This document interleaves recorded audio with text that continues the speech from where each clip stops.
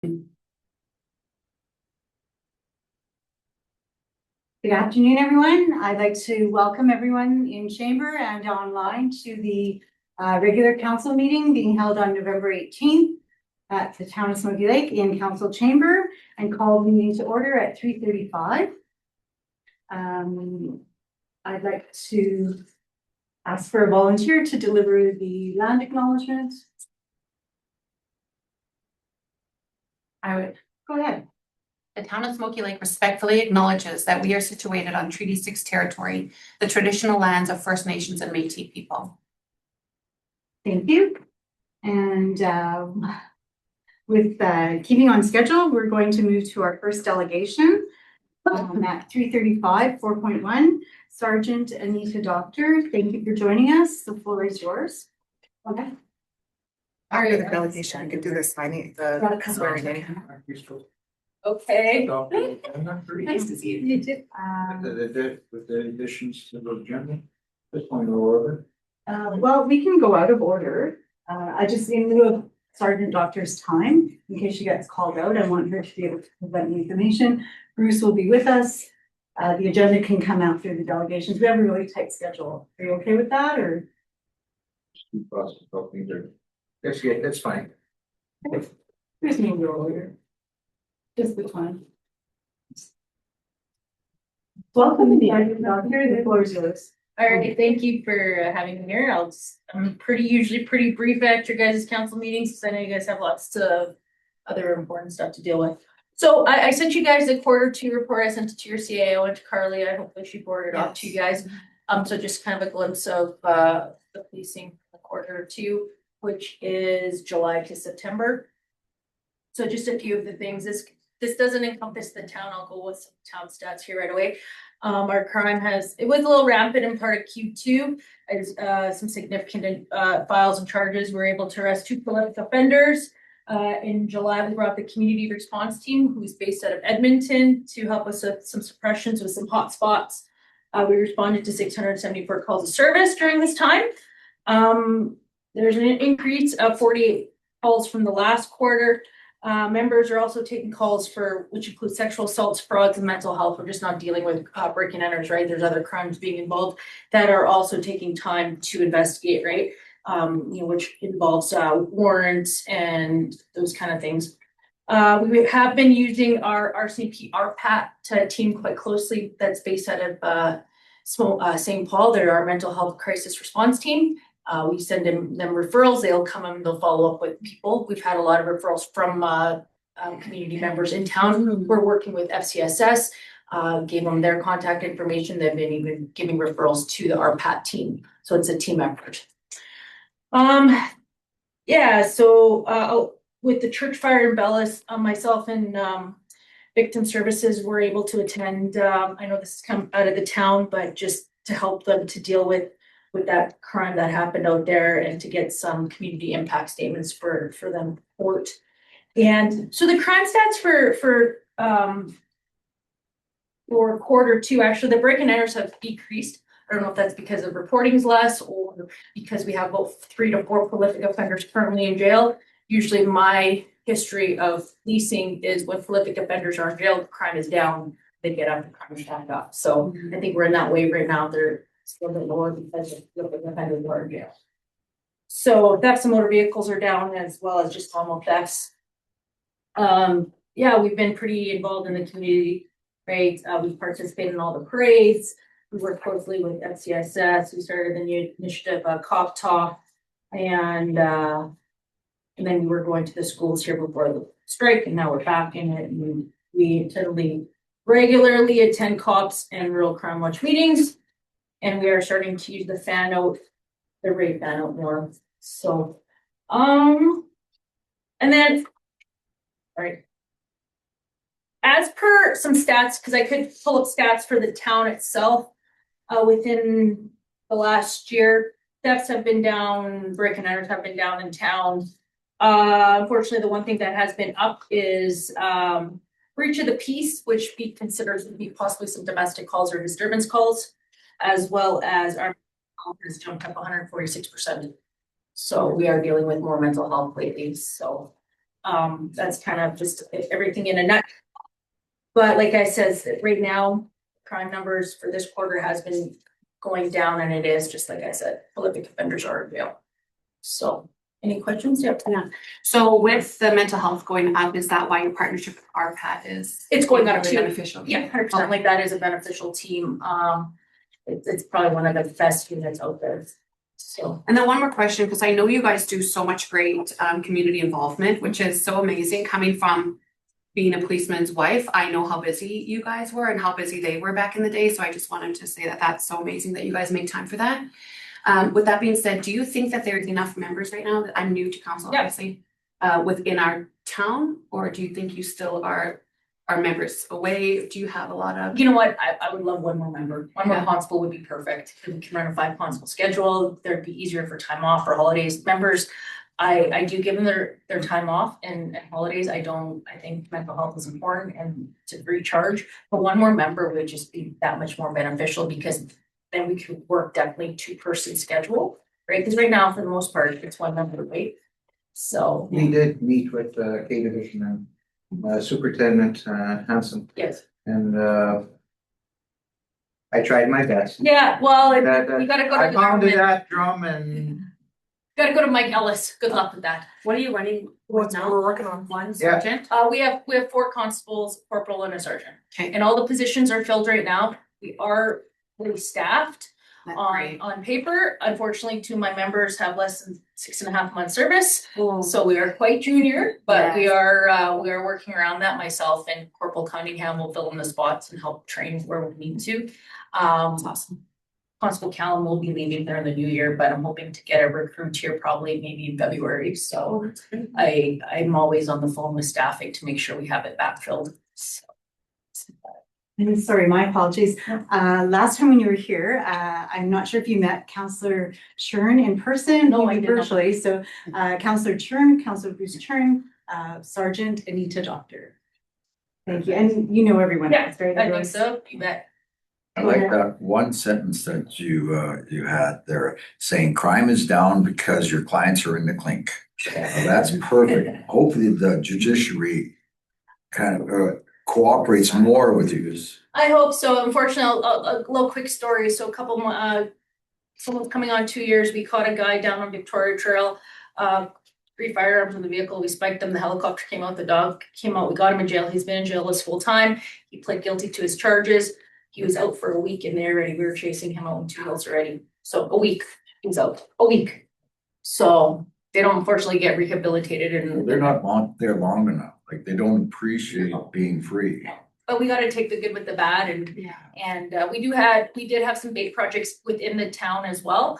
Unfortunately, I can't tell you what they are, but we are doing them in the town as well. So, because we did have a couple stolen vehicles this week, or last week here in town, so. Any other questions, concerns? Yes? Yes, I just wanted to personally, on behalf of the town, Anita, thank you for lining up that meeting for us while we were at Alberta Municipalities. There was a long table of senior staff and even an assistant deputy minister, or what is it called now? Public Safety and Emergency Services. So it was really great just to meet them and introduce ourselves as the town and council. And I think they were really patient, and especially in Councillor Kodalak's comments. They did respond to quite a few of his comments and concerns, but there's a lot of work ahead. Yeah. And I just wanted to let you know that, we had to pump Anita up at that table because we talked a lot about RCMP presence, and that's exactly what you do, and you do it very well in this town. And you deserve to be publicly recognized for all of your presence, collaboration, but it's over and above. And so I just wanted to thank you and for being at this table as well on a regular basis. So Also, if you guys do want to have a meeting with Superintendent Hanson, I know for a fact he is willing to come out to Smoky Lake and have a council to join one of your guys' council meetings.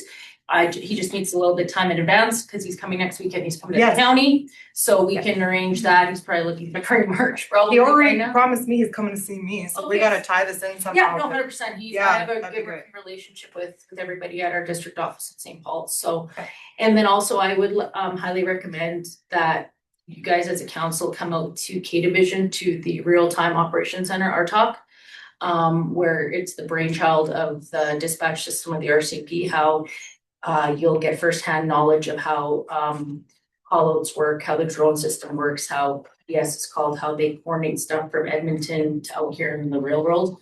It's amazing, the heat maps and everything they got going on, so hopefully we can get that coordinated here in the new year and we can go for a field trip to our talk and see dispatch, and it's a very beneficial, especially for small detachments where we have no 24-hour policing and members have to get called out. You know, sometimes at their end, they can deal with stuff at 3 o'clock in the morning that don't have to wake a member up to go out for something stupid. They can deal with it, and sometimes, of course, they'll call the members out. So, and another thing, so I hope that you guys will consider that in the future, in the next few months.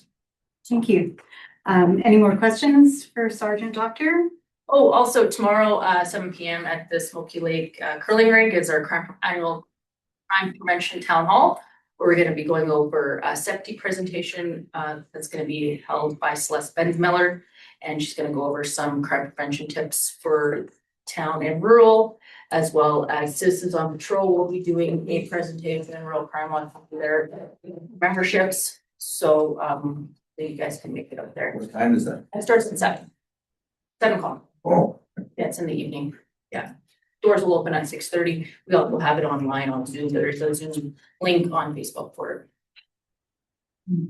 All right, and so on behalf of the community, I'd like to thank you and the two members that were present at our Smoky Lake Legion Remembrance Oh, Day yeah. at the Newsroom Center, Yeah. and thank you. Sergeant Doctor, you looked outstanding in your red serge, so thank you for Only your wear it once a year. contribution. All right, sounds good. Thank you guys. Yeah.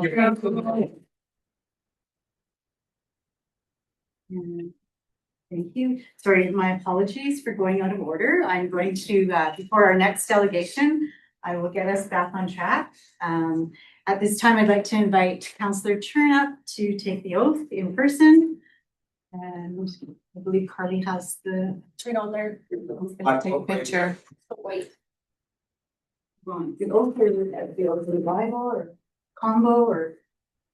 Oh, okay.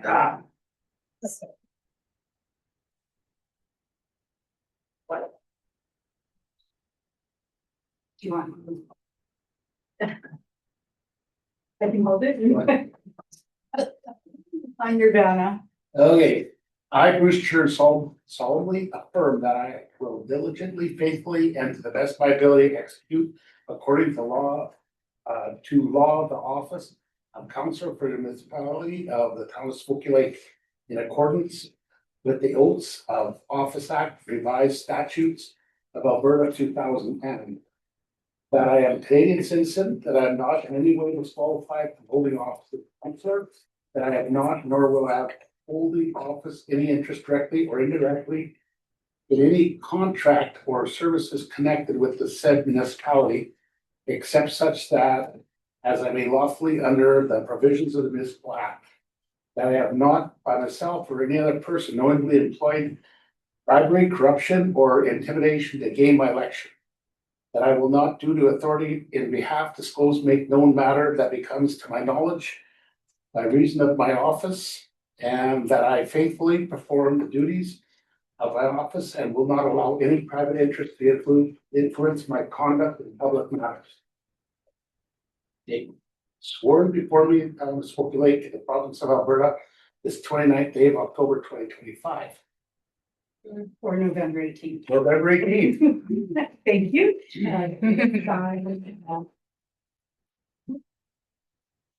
Congratulations, Councillor Chen. Oh, Look forward to the opportunities over the 4 years, as we all do. thank you. Thank you. Thank you, Carly. Okay. So just looking at the time, would council want to delay the delegation and move on to the agenda, or what would you suggest, Councillor Colette? How about the agenda?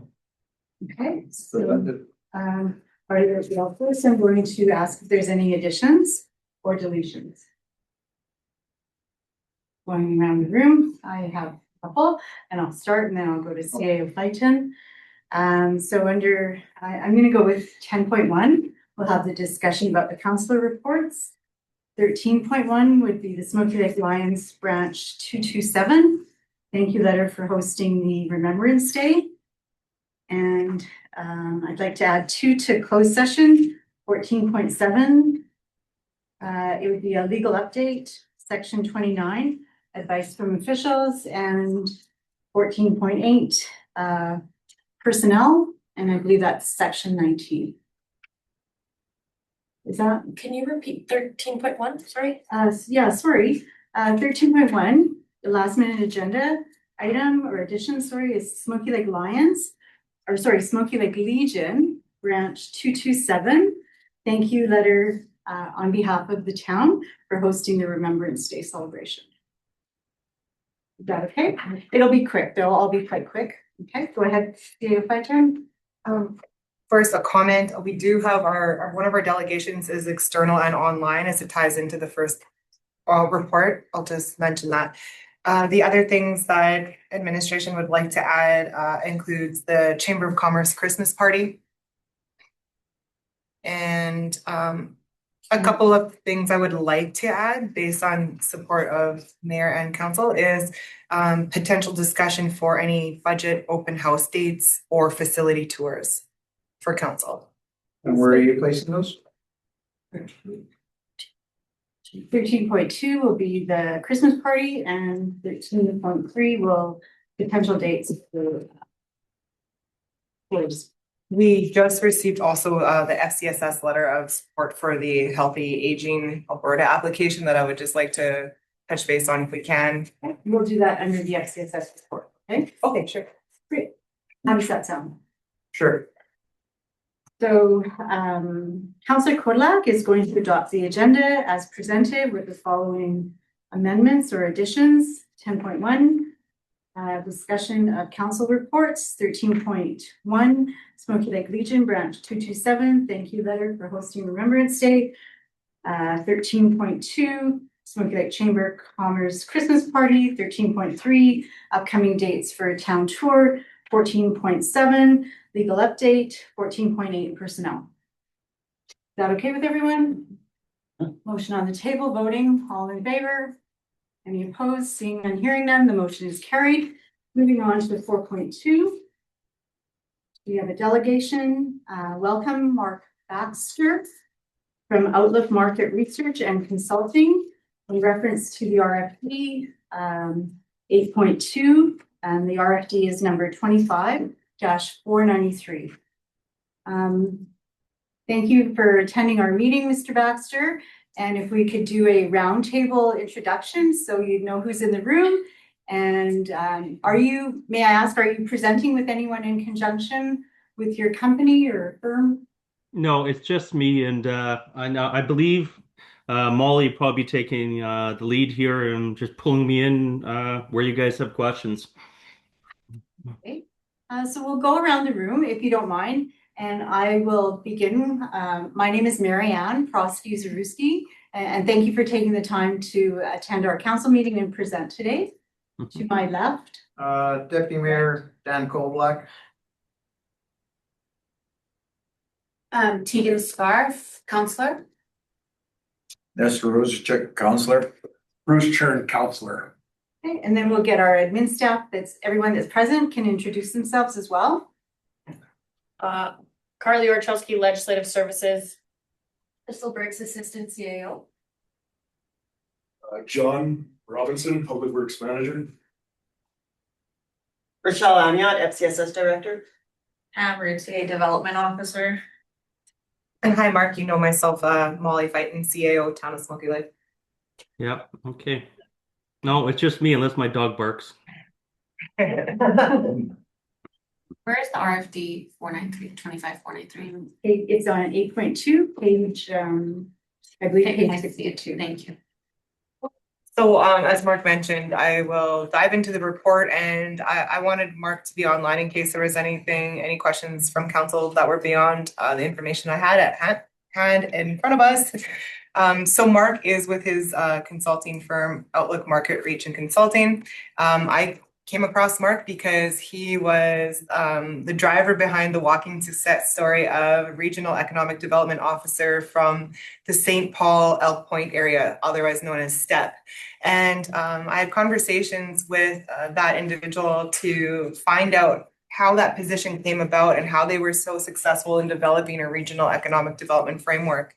Her name was Linda Solstrom, and she had introduced me to Mark, where we had a meeting to discuss how we could approach this, given that there was an opportunity for the Alberta Community Partnership Grant, the ACP grant, ahead of us.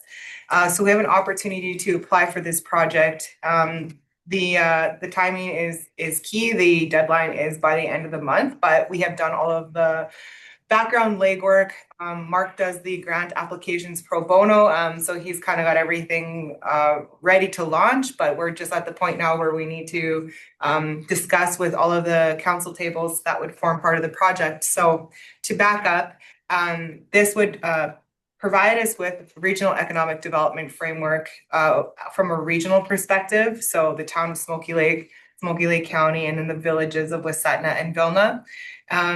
I had included his condensed summary of the project itself, but some of the key objectives that we would work on through this project would be to establish that framework, as we talked about, to strengthen long-term intermunicipal collaboration. It would help us to recruit and train an actual regional economic development consultant, so similar to that position that's in the St. Paul Elk Point area. The intent would be that this would start off as a pilot position. I would form a permanent position if it was successful. It would be fully grant funded at this time, so we have the ability to apply for $200,000 through the ACP grant. And then further down the road, if that's something that all of the individual municipalities wanted to see on a long-term basis in the future, then we would look at supplementing that salary collectively, regionally. So some of the things that would be also key objectives from this proposal is developing some of the foundational tools, such as a strategic and tactical plan, a governance and communications plan, and then a regional business retention and expansion plan. So again, how do we move forward and collectively on a regional basis to ensure that we are increasing capacity for business retention, expansion, and investment attraction, which are some key areas that I think the community is interested in and up for council discussion. So as I mentioned, the grant would be $200,000, would be fully funded. This project would be fully funded. Vilna is currently discussing their motion for the letter of support to go forward with the grant at their meeting on November 20th. There has been discussion, just because of the timing of the council meetings, there has already been a motion expressed from the village of Wasatna and Smoky Lake County that are in favor of moving forward collectively with the town as the managing partner going forward for the grant application. So the motion that's in front of council is crafted in a way that is consistently used by all of the municipalities, and it aligns with the previous ACP motions as well. Anything to add to that, Mark? No, it's a really good overview. Maybe I'll just take a couple minutes to just give sort of the big picture overall background and then a couple technical points. Is that okay? But I don't know how much time you have. You got a couple minutes. Couple minutes? All right, I'll get into it. Okay, so the idea of this regional collaboration and how it came up in the St. Paul area. And by the way, we've done the same thing in Vegreville, Manville, Innisfree, in the county of Minburn with Crossroads. And this is sort of an idea of sub-regionalization. And the idea is I've worked for the Alberta Hub indirectly for your community for many, many, many years, your communities. The issue is at the high level with Alberta Hub with 45 members, they're great for bringing information on regional projects. They can give you information, but they can give you opportunities, but they can't, Bob isn't going to, Bisbalco is not going to be able to bring that opportunity home. At the same time, we also realize there's a lot of smaller communities that can't justify a full-time EDO, and there's not enough work or potentially enough budget. This ACP grant has worked out great, and there's an NRED and a couple other grants because the economic development is by and large being funded through grants right now. They do not like funding things that are operational. They like funding things that are capital or projects. What I've done with a couple of these instances now is the EDO, which we call an economic development consultant, as we said, is the temporary position. That position has been contracted through me, so it's fully grant compliant. And then it gives the group a couple of years to figure out if they actually want to fund this going forward. I always say that this model is actually built to fail at the beginning. So you can fold it up and there's no legacy cost, no big organization. There's nothing going forward if the partnership doesn't work out. But if it does succeed, it's grant funded for several years. And if you continue applying for grants, you could probably get it past year 3, year 4, and have it funded there. And again, it's still grant compliant as long as your economic development officer is a contracted person.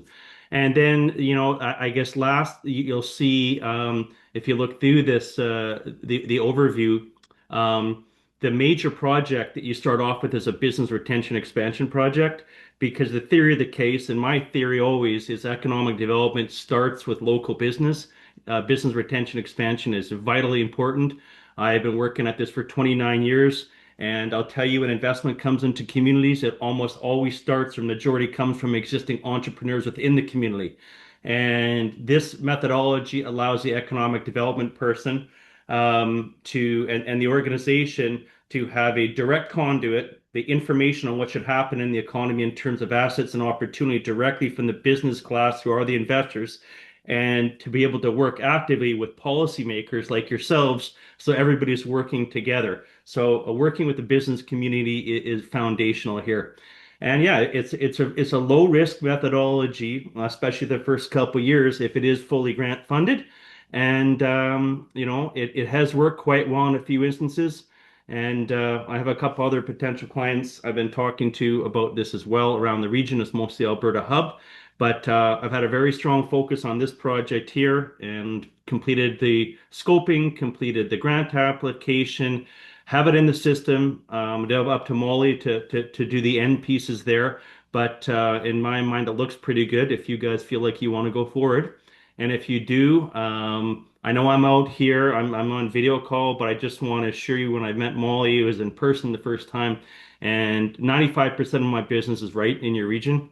I'm there almost on a monthly basis. I was there 6 of 7 weeks in the spring. I'll be there again in January. And so if I do work with you, I promise you'll be seeing plenty of me in person, whether you like it or not, I guess. But yeah, that's about it. If you have any questions, shoot. Sure. Does anyone have any questions for Mark or Molly at this time? So this is funded for 2 years, I believe. Yeah. Yes.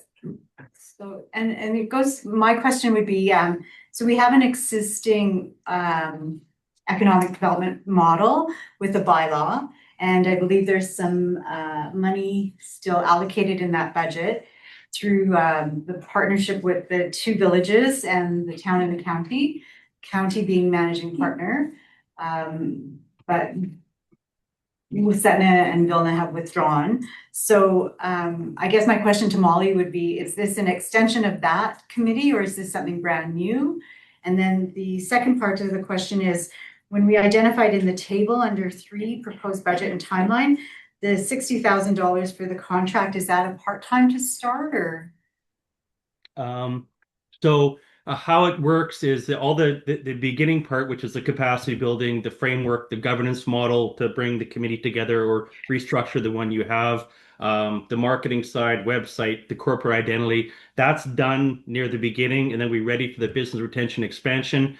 If this happens, I say it starts in April. By the end of late next year, we have to identify that person who's going to be the economic development consultant. That person ideally is local with a lot of experience. We don't care about degrees or letters behind names. We want someone with some common sense who knows the business community, who cares, and who's not going to leave. And then that person is contracted for a full year. So basically that contract position is 60,000, and that can be flexible. It's varied between 40 and 80, depending on the candidate you hire. Then you have that for a full year. But you also have the ability, because you'll be running into next year, if this happens, you'd be running into 2 different grant seasons. And then you could look at existing money that you have. You could be looking at funding through other projects, like other bodies like NRED, CECI, SCOP, different grants. So Yeah, basically you have getting ready, capacity building phase, getting the organization ready. Then you have the contractor in place for a year doing the business retention expansion. And then towards sort of the end of that cycle, about a year and a half in, you guys start seeing if you think this thing is making sense, if you're liking how it's going. And if it's not, you can pull the plug. And if you do like what's happening, then we can, work together and apply for other grants to continue the position and do different projects. And that's what happened in the STEP organization, and it's gone extremely well. She's probably landed, I don't know what, 15 or 20 grants and done a lot of good work there. But it's up to you guys because it's a test project. So yes, the $60,000 an estimate for the temporary EDO position. Thank you for that. Any other questions for Mark or Molly?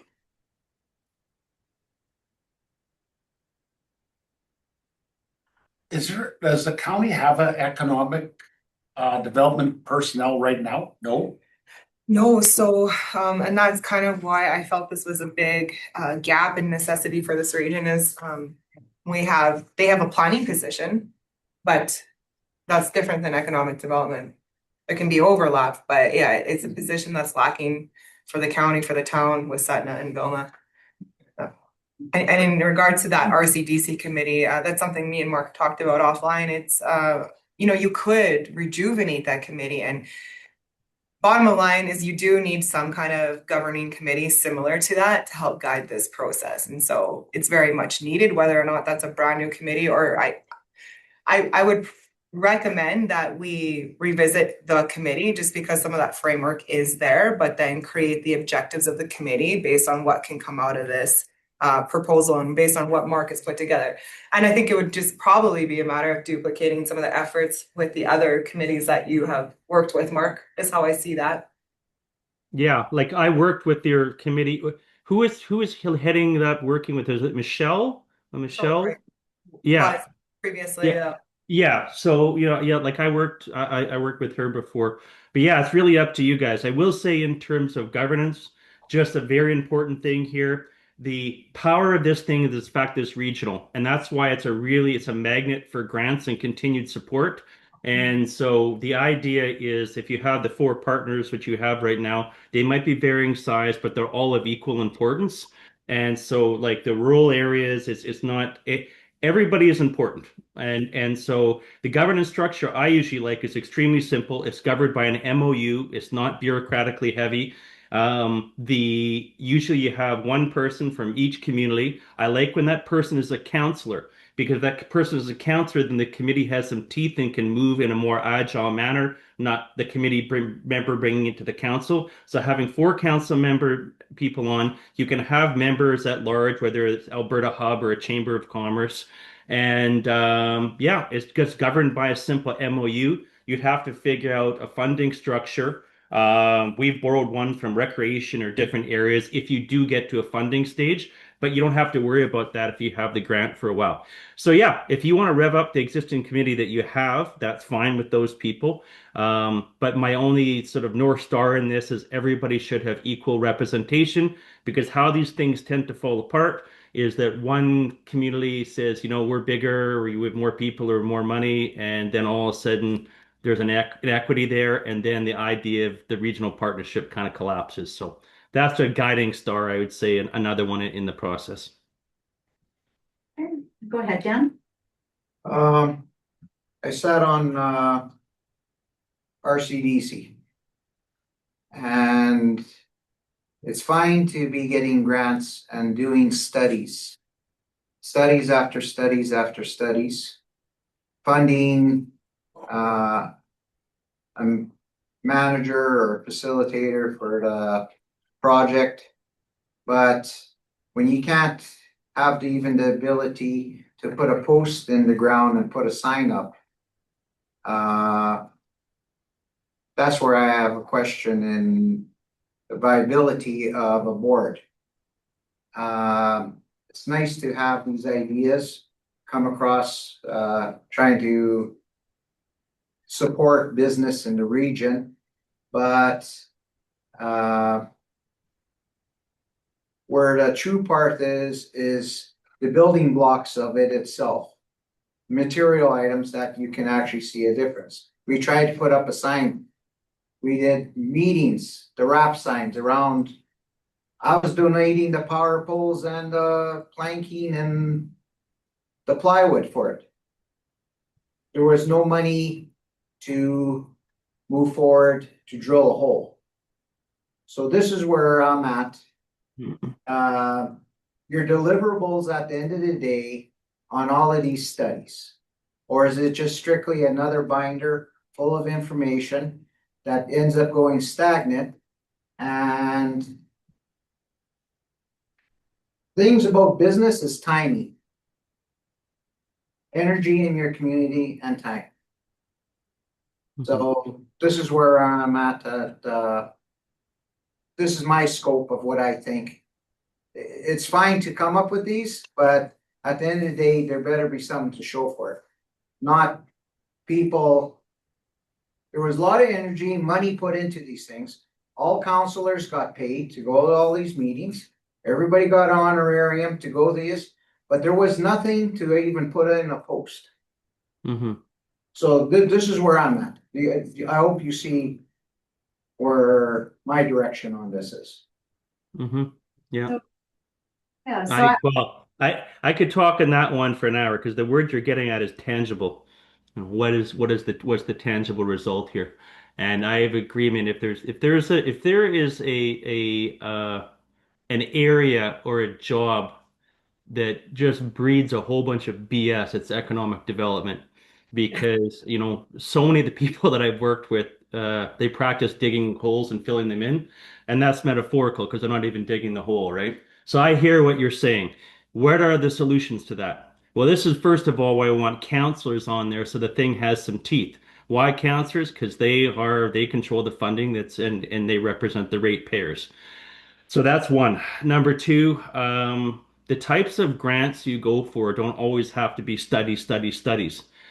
I've done lots of work on, say, infrastructure projects, recreation, immigration, very tangible things. Like the NRED grant that's getting applied for right now. I was just next door in Two Hills, and they finished off a trail, with some of their money. So I've seen in the St. Paul area in 3 years, Linda, who's been quite a success, she's raised $2 million of funding, and it's for a wide variety of things. And yeah, there are some studies. I'm less a study guy and I'm more of a marketing guy because I see my job. The number one job of economic development is to promote the community. Promote the community as a place to live, work, and invest, right? And in order to do that, you have to have one cohesive information source where an investor or someone can go to find out about the community. And that's the job of the economic development officer. But in the end, what they end up doing in their mandate, that's yes, your guys. That's up to you. That's up to this committee, right? And so it might be economic development. It might be community development. It might be focused on infrastructure, immigration, recreation, any number of things. You guys decide what that is. And so if you're looking for specific areas, the most tangible results, make sure that the memorandum of understanding that's put together is focused on action. Make sure the person you're hiring is an action-oriented person. Make sure the grants and funding that you're looking for are tangible results and not studies. I am extremely sympathetic to your point of view. And after doing this for 29 years, I've heard this quite a few times. But there's a lot of ways to mitigate this and make it a highly action-oriented organization, and it has to be an entrepreneurial organization. Any dollars of ratepayers that are put into it should be multiplied 3 or 4 or 5 times with grants as well. So it's highly entrepreneurial. Anyway, I very much hear what you're saying, and I would like to think I have a lot of experience trying to mitigate that issue, or being a support in it at least. thank you, Mark. Go ahead, Tian. One thing I just wanted to say, I really love this idea and what that's been brought forward. I agree with what Dan had said as well. So it's really great to hear your response to that. But one thing I think all of us we love our community. We also want it to be the most desirable for the grants that are available to us. And so I remember we listened to Minister Dan Williams, the Municipal Affairs Minister, talk about regionalization and how the provincial government is looking at that and looking at communities that do have that regionalized partnership agreements in different capacities. And so I think that, I mean, personally, this sounds great. And knowing that we will be more desirable as a community because we have regionalization, I think it's really a great move forward. And it is what you guys make it. Like I said, the model is extremely flexible in the end. You know, I'm there as a guidepost, help get the grants, help get things moving. And eventually, after, you know, a couple of years, hopefully I keep on doing projects and working in different areas. But it is, you know, it is what you make out of it. And the advantage, one of the advantages that I have is doing this across Western Canada in these all rural economic development regional projects. I've never worked inside of a ring road or perimeter or wherever you want to call it, right? There, I can bring a lot of different ideas to the table again to try and make things like you're saying as actionable as possible. But I do view these organizations very, very much as marketing, communications, and promotions has to be really, really, really high on the radar of the committee and the economic development officer. Thank you, Mark, for that. And in lieu of time, if there's any other questions, this does come again in our agenda. Under 8.2, we'll be making some motions. I think this is an exciting opportunity that we can move forward with the grant. I don't want to speak on behalf of council, but I think we're leaning towards going forward with the grant, working in partnerships if we're successful. I don't see a clear timeline, though. I know it has to be applied for by the end of November, and then when would the results come out? November 28th is when the grant has to be in. All motions have to be in by December 23rd, although I encourage, if you can, to get the motions done by the 28th of November. It shows readiness, and readiness is going to probably put you up a little bit higher in terms of municipal affairs and their evaluation. And typically the answer comes by March. February would be great, but by March, and then, you know, hit the ground running in April. Okay, well, thank you again, Mark. I think this is a very exciting opportunity for us, and again, to work in collaboration, as Councillor Sparks said, and to take everyone's points to thank you and Molly for preparing this so that we'll have something coming up to make the motions on. Any more questions for Mark as we close off? Now's the time. Go ahead, Do Nick. you have any example of some of the production that has come out of this? Well, I think it'd be pretty hard to do it right now, but you know, we could look to see, you know, what's happened with STEP and the things that they've done, because that's right next door. And you know, so Molly could go over that with you guys, but it varies, right? Their immigration program, I've been in areas where that's worked quite well. Building up a film study area, working with land and buildings, you know, next door. We have that in that area. Just right now is they're heavily involved in trying to sell the Windsor salt plant, and they've been through 6 rounds of work with investors, and that's the economic development people doing that. I understand that they're getting pretty close there. We're building a large scale welcome package for new residents out in Vegreville right now. Yeah, so there's a lot of, you know, there's a lot of good actionable items there. I'd also like to say, whenever I do swing by, I know I'm probably going to be there by the end of January. And, you know, if I'm around, I happen to be around, I'm happy to come. And if there's a special meeting at some point with you guys, and we can talk a little bit more in depth about this. I know you guys have a lot of different stuff to cover, but I'm very happy to come sit down and talk at length with you guys like I did with Molly already. Okay, and just maybe to speak to Nestor's point, if you mentioned earlier about Vegreville and Bob Bazalco, that might have been the time when he was working as economic development and they opened the Booster Juice on Main Street and things like that you could measure. And so maybe we can attribute that to some of the success. Nice to know some projects that have come from this program. Great question. Sure. This program's not oversubscribed. The money's there. We never know that. Like I will tell you, all I can tell you is what's happened in the past, and I got to find a piece of wood to knock on here. This is the ACP program, and then the former is called the Regional Collaboration Program. The same type of program Municipal Affairs have been offering for a number of years. And I've never written one of these so far that hasn't been approved. That does not mean it's going to get approved, but so far this has been approved, and we're doing something that has worked in the past in other areas, and like this STEP organization, even Crossroads, you're seen as really big winners by government of Alberta. They really like that model, and this is following exactly in it. So you don't know how much money is necessarily out there. All I know is it's worked so far, but I can't guarantee anything there. But I'd be pretty positive based on past results. Okay, well, thank you again, Mark, for your time, and I hope we're very successful in securing the funding and moving forward with the project. The presentation was excellent, so thank you to you and Molly for guiding us through this process. And we look forward to meeting you again and seeing you often in January and then on after. That's great. Well, I'll talk to Molly and see if we can all get together in person. That was a great discussion. Thank you very much. Thank you. Thank you. Thank you for your time. Thank you, Mark. All right. Bye-bye. Well, that was very good. And we're just doing a little bit of a time check. We are a little bit over. So we will move on to our third delegation, 4.3. And it would be David Roberts, the manager of the United Farms Association, UFA, Real Estate and Development.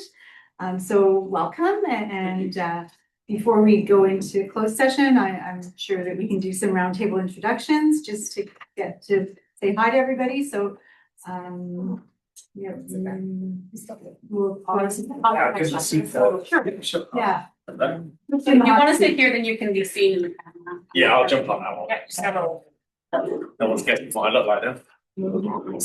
Thank you. Thank you, David. I will begin the introductions with the counselor to my right. Bruce Churn, counselor. That's Rose, Counselor. Carly, Legislative Services. Molly Fighton, CAO with the town of Smoky Lake. Crystal Brooks, Citizens here. We'll go to Rochelle and Rochelle Amiot, FCSS Director. John Winston, Public Works Manager. Emergency Development Officer. Tegan Scarf, counselor. Nice to meet you. Stan Kodlak, Deputy Mayor. Marianne Prosky-Zeruski. Thank you. Thank you for joining us this afternoon. And it's our recommendation that we do this delegation presentation in closed session.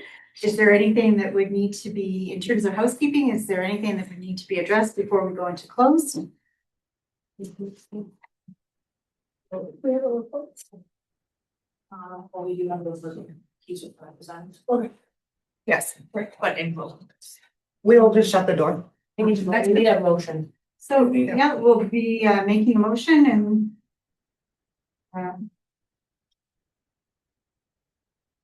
do the agenda. Tegan, would you like to make the motions? Like this is in I'm closed going- session? Yeah, I'm going in counterclockwise. So, Or am I just making a motion that this is going to be in closed session? Just look at 4.0 in the agenda. Oh, sorry. Yeah. I'd like to make the motion that the town of Smoky Lake go into closed session to discuss the following matters. Sales agreement extension requests, lot 2, block 13, plan 7820208.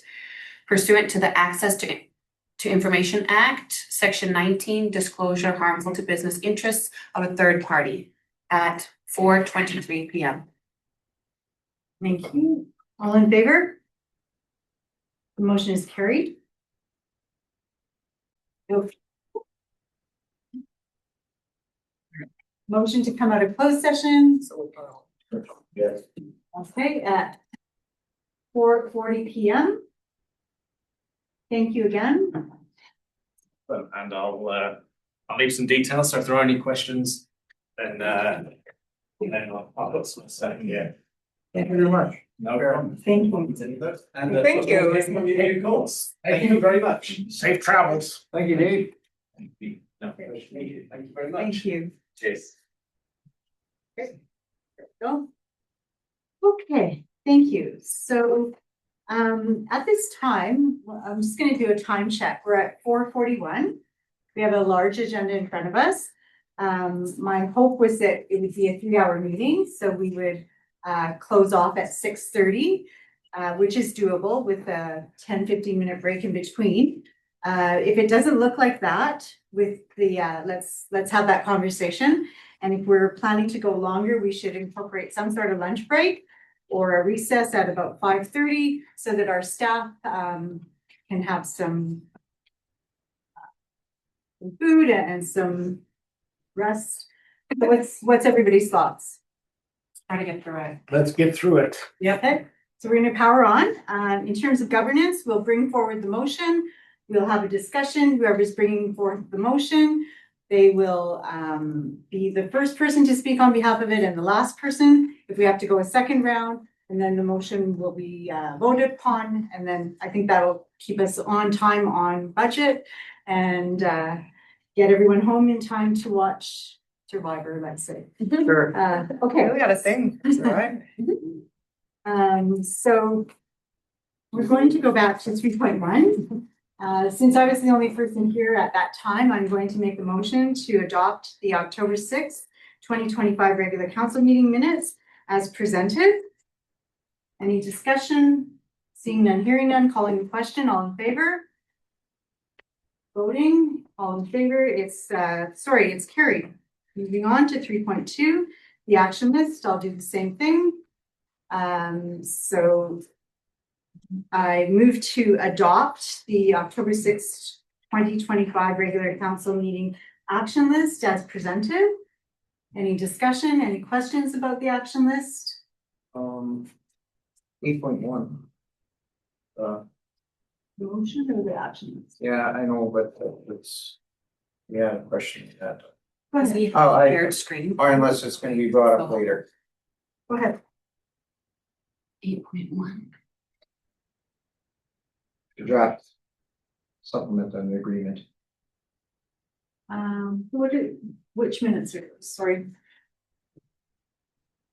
He's talking about the supplemental agreement. You must be talking about the October. Yeah, so this is a solar, we're talking about the community development. So the motion is it's gonna come back to, once the data is received, it's on the action list.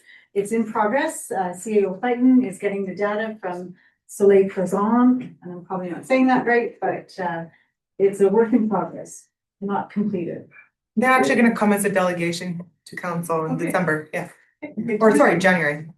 Okay, good to know. Any other questions? Okay. So any more discussion on the action list?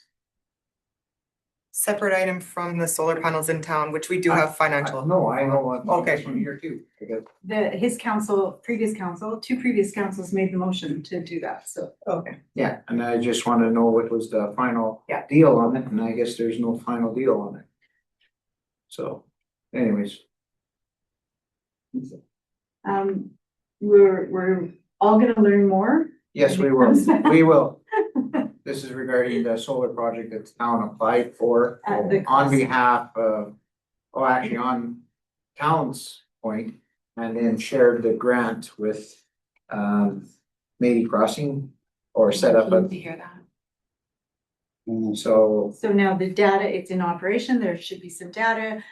In order to make a decision about the community fund, we need the data in front of us to see which projects would be compatible to the initiative with the MCCAC. yeah, because the town had the investment in it because they're the ones that applied for the grant, so those allotment dollars actually there should be some form of return on your investment.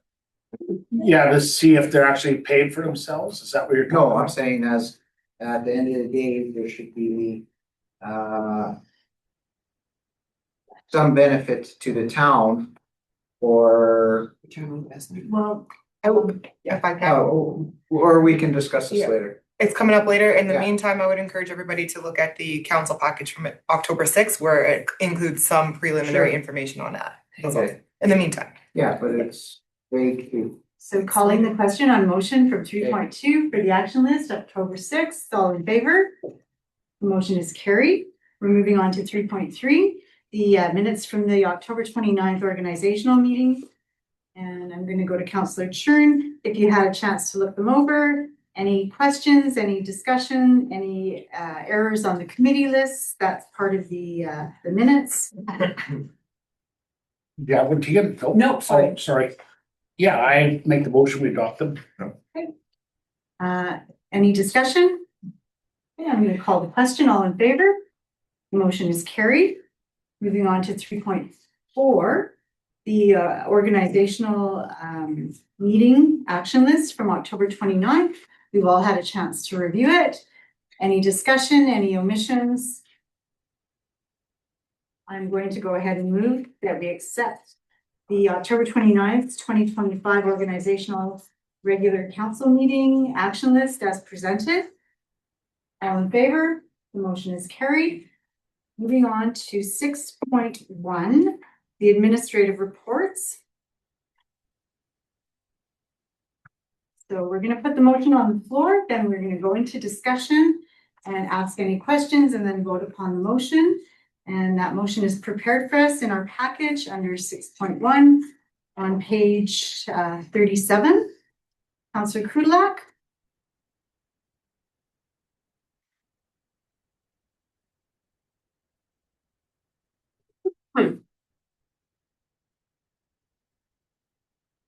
I have it. Okay, go ahead.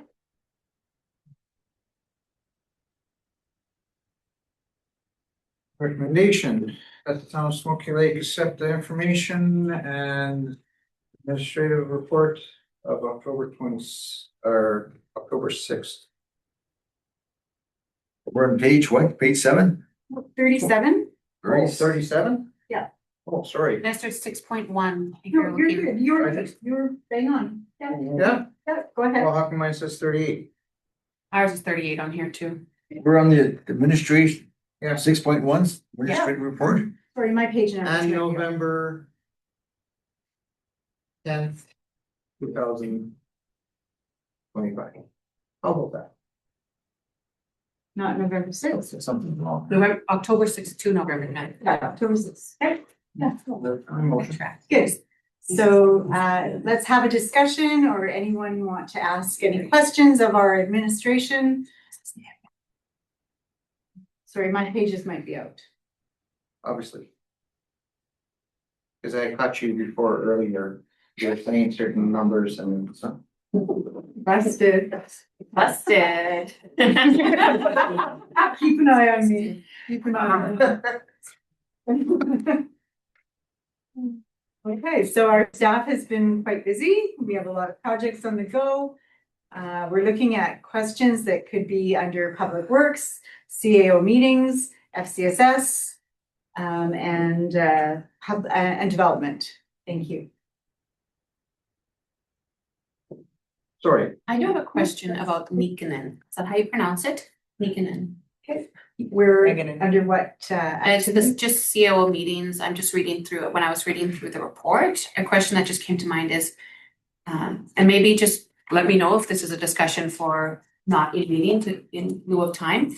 But what was that originally created for? Because I know right now there's a lot of people living there who are just because they need housing.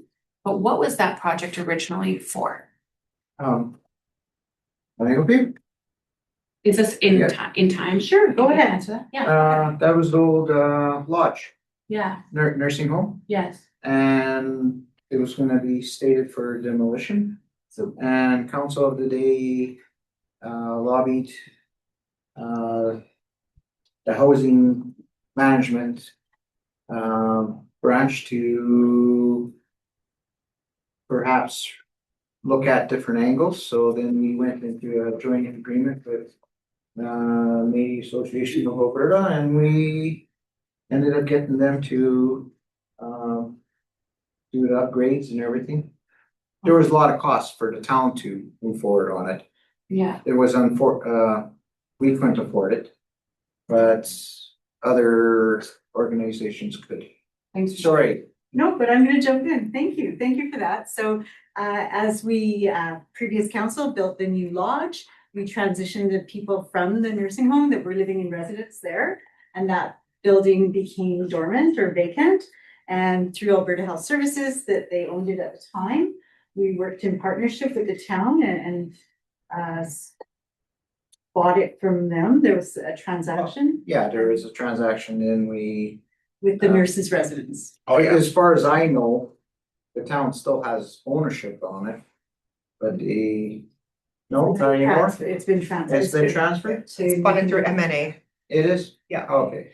So what was it originally designed? The reason I ask is because whenever I post a rental, a million applicants come forward, like I'm exaggerating, let's say 10 come forward and 5 to 6 to 7 of them are currently living at Niikanen, but that is not the original plan for that. So they always let me know and say, you know, we're living here, but they don't want us here for very long. That's kind of the Temporary. it's temporary. So what is it for? Okay, so, and thank you, I appreciate your question, but in context of where we're at with the reports, is it regarding the CAO report or is it? No, that's why I asked if it's okay to ask it, because I just wanted to know if it's general knowledge. And thank you. Maybe we can fill you in during our Break. site meeting, Okay, that'd be great. when we go around the community and look at the different properties. That's a great And idea. we can fill you in on the whole. Story. Yes.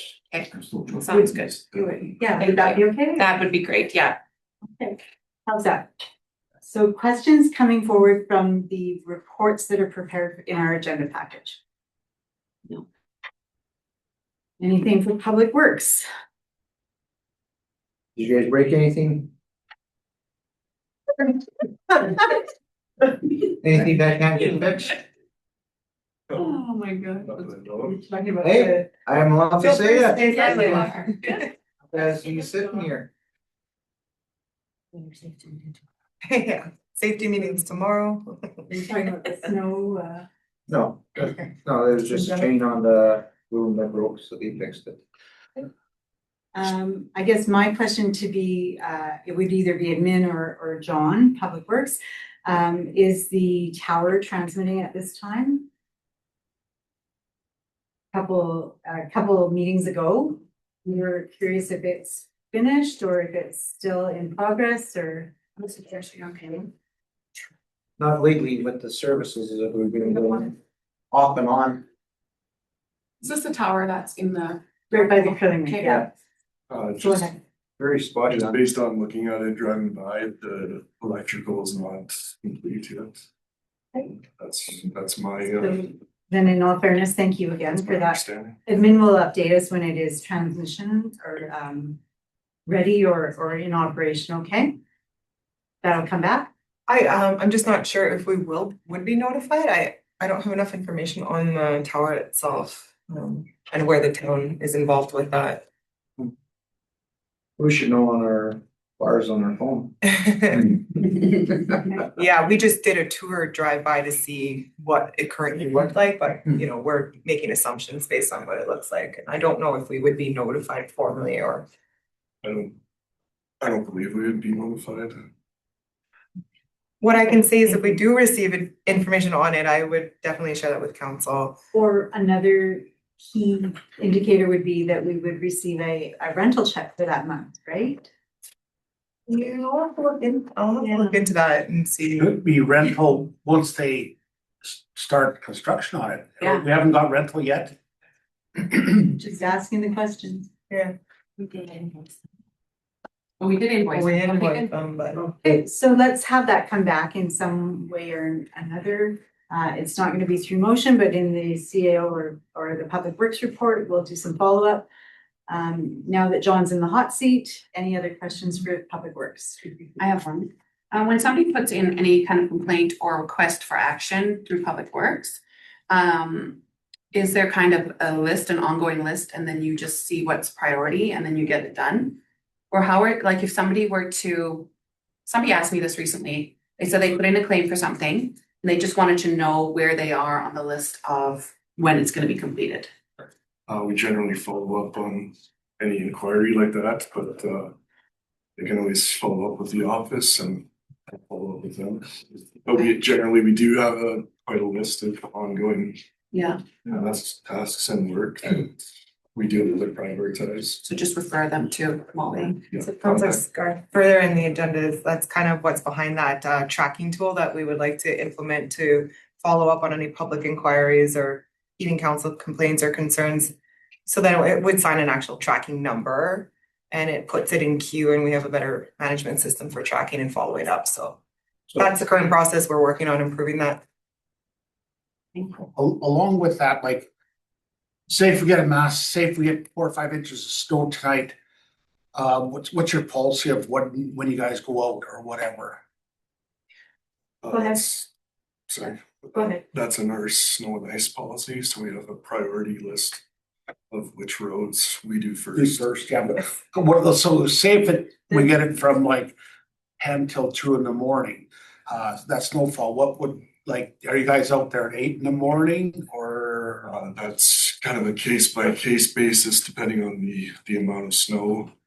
I know like our policy defines that downtown will be cleared during off hours to less interfere with business. Yeah, so like you guys would be out there possibly at 6, doing it down to like where everybody parks for business purposes or whatever? Downtown, we typically start at like 5:30 in the morning. Cause Okay. it does take a few hours to do that. Yeah. That's kind of why I do want to bring the snow and ice policy back, is just to further clarify that, especially in terms of off hours. And what direction this council would like to take with that. Yeah. You have one? Sorry, if I may, when is that coming back? December 2nd. December 2nd. And it is currently, we thought this was a key policy, so the copy of that is in your orientation binders. I would advise, read through that one, and if there are questions in the meantime, we're happy to adjust, but we will bring it back formally for review and any required updates December 2nd. Okay, thank you. And I'll just provide some recommendations, but ultimately we do want to hear from the council if get your direction on it. Thank you. Go ahead, Dan. So you do have a guide chart on everyday operations, a priority list, In terms of snow. like your whiteboard to make sure that everybody has a task at their job at the beginning of the day Yeah. on a priority list. We meet together every morning and we go through what tasks we will be tackling that day, and obviously some stuff can pop up throughout the day, so it's a bit of a balancing act there. Okay. Thank you for that. So now at this time, I'm going to call upon Michelle, and she's going to tell us about some interesting, exciting news that's looking forward to FCSS applying for a potential grant. It's still 6.1? Yeah. Yes. Yes, it's just under the staff. Okay, It's so we're it's under it recently portion. came in, so rather than just rather than just her and I work on it, it would be coming to all of council so that everyone has the information, and so thank you for that. Yeah, thank you for allowing me to share. We are really excited about it. So Healthy Aging Alberta is an initiative that's province-wide, and it's funded through partnerships, so United Way, as well as the Red Cross. And they work on initiatives, especially in rural communities that have high senior population, which makes us a really great candidate. So they have an expression of interest that's open right now. It's for 2-year grants. There's 3 different streams. And this requires no matching from the municipality. So like SILP, it enables us to go after funding where we're not putting any pressure on the municipal budget. And what I was hoping with Marianne and Council's support is that the town of Smoky Lake would provide a letter of support that would go alongside the grant expression of interest application that would be going in November 24th, as that's the deadline. And the 3 streams, one is called social prescribing, which is a link worker, and that's $183,000. One is assisted transportation, which is up to $185,000. And the other one is community support. So you can think of Meals on Wheels, snow shoveling for seniors, housework, those type of things. And that's up to $250,000. So we are actually qualified and going to be applying for all 3 streams. The letter of support that I was hoping to get your support with is for the link worker. So the link worker would basically be, it's a fancier way of saying a senior specialist. So we would have somebody for 2 years, so a termed position, but they would be a town employee. And this would come back for council's approval before we ever move to hiring. So if we were to get approved, we would come back and definitely ask for authorization before moving forward with that. But the link worker would really work as they could provide individual support. So right now I provide a lot of individual support to seniors for accessing senior benefits, doing system navigation for government inquiries, that type of thing. So they would be able to work one-on-one. They would also work with the PCN, AHS, and be able to help coordinate transportation with Drive Happiness. So they're really just trying to provide more one-on-one support to the seniors, but there is a medical lens in the sense of ensuring that there's more coverage or wraparound services if they're being discharged from the hospital, or potentially if their caregivers aren't around, those type of things. So it is an exciting opportunity with money on the table, with not an ask from the municipality, which is always great in grant world. And if I may, thank you for that. A number of years ago, Alberta Supports closed. It was in the provincial building. The people retired. So now we're sending our community members to the nearest Service Canada, which is in St. Paul. And it's for simple things like filling out forms. Someone's turning 65. They don't know how to navigate. Maybe they don't have any connectivity. So filling the gap and providing the service so that we're looking after our community members and having that additional added one-on-one time that helps with anything that's not that they're not capable to do. So go ahead, Tegan. So maybe you can just speak to this, Rochelle, but one of the things I talked about a lot at this conference was I'm all about grants. I love grants, and I think taking care of our seniors is top priority, especially for our community with loads of seniors. But one of the things I talk about is accepting grants and then setting the expectation in your town that your town offers the service. And then after 2 years, the grant's cut out, and now it becomes a town responsibility to pay for that employee, let's say. Is there anything that you found or that you've heard of that looks like this particular grant or program will be something that will be extended and not just a 2-year offering? So from what I have seen, they have been putting out the expressions of interest every 2 years pretty consistently. However, that being said, I think in Grantland, that is always A concern. a concern and something to be thought about. I do think that as we look, even with SICON's role in the Newcomer Navigator, like we do look for where's the right place that these services or programs could live in a sustainable way if that position were to be eliminated. Now, obviously, you can't say that 100% of that could be planned that way, but you're always looking for what could some of those improvements look like so that if and when, so it's almost like you're doing the work in service of what do those sustainable supports look like. But I mean, in Grantland, that is definitely a concern. However, I have also seen some communities where if they really feel like there's a position that they really want to rally around, they can go for corporate sponsorships. There's like other ways to be able to really put a wraparound program together if they really want to make that sustain. Okay, thanks for sharing that. But it is is top of mind. It is a risk. But I don't think it's a risk big enough. I just want to clarify my opinion on this. I don't think it's a risk big enough to not put support forward for this. So as far as I'm concerned, I think it looks like a great opportunity for our town. Thank you. Thank you. Go ahead. Who's probably gonna be asked twice. Saying, since you brought up those grants and everything, did you ever work on a CFAP grant? Anything for recreation in communities Have I ever worked on a Yeah. specific grant? on CFAP grants or anything like I that? don't even know what that is, so. Oh, maybe not. okay, and Sorry. that's my question. Okay. Cause this is gonna be relating to a certain grant regarding our allotment for funding for the school, for the gymnasium. How come maybe we can apply for a grant to CFAP to match that dollars? We can use it for expanding more resources such as a pickleball court and everything else. Okay, that So sounds like- even though the commitment was there for the funding through that sounds- Aspen View, so that's for another part was Thank you. That agenda. sounds- Thank you. Thank you. That sounds like a good opportunity. And we have a motion on the floor. And if you review Rochelle's report, she is working on that, and it is targeted for pickleball, based on a That's what I was previous gonna say. delegation, so But I'm it's, saying Bruce decided about. we can stretch the dollars out.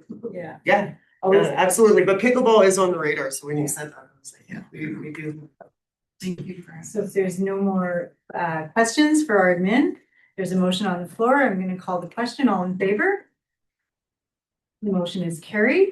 I will be making a subsequent motion at this time that the town of Smoky Lake write a letter of support in FCSS, the Department of Town of Smoky Lake FCSS, to apply for the community partner commitment to, sorry, that's the wrong name, to support the service delivery model supporting older adults, healthy aging Alberta, core Alberta grant application or expression of interest application.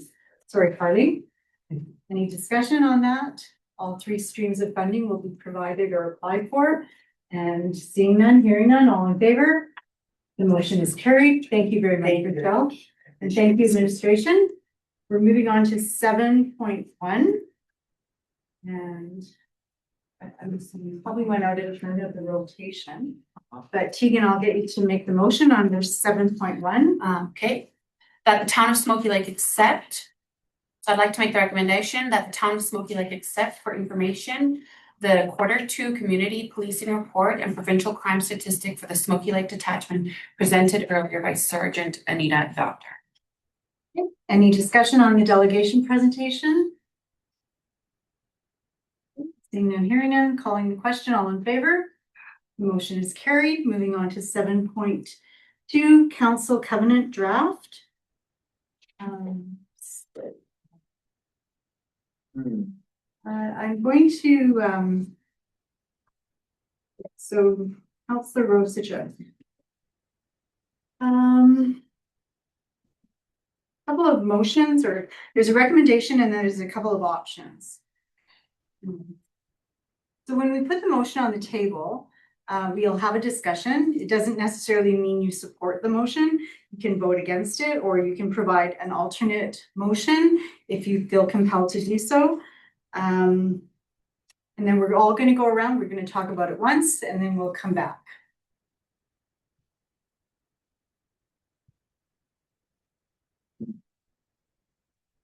How does that sound? We've seen it a couple times. It's been in the previous agenda. I had just while we're. I do have a question. Yeah, and I had deferred it. I was actually the one that deferred it from the last meeting because I had asked some questions if it was a standalone document or if it was going to be built into a policy. I don't see that the answers to those questions are provided. So I have a separate recommendation. I have you, Molly, but I'm going to go to Dan. Go ahead. Council CEO covenant, and it seems like I've been out of this for a while, but there seems to be a very strong presence of dealing with agreements. Whatever happened to people taking direction and just doing their job? So I was just wondering, like, does every single thing have to be spelled out and every single scope of the duties of a administrator for a small municipality? That, you know, we're not Grand Prairie. I actually talked to the manager of Grand Prairie. It's a, you know, he told me it's actually a lot easier to run a big municipality than it is to run a smaller. And because you delegate to 40 different other managers to do the jobs.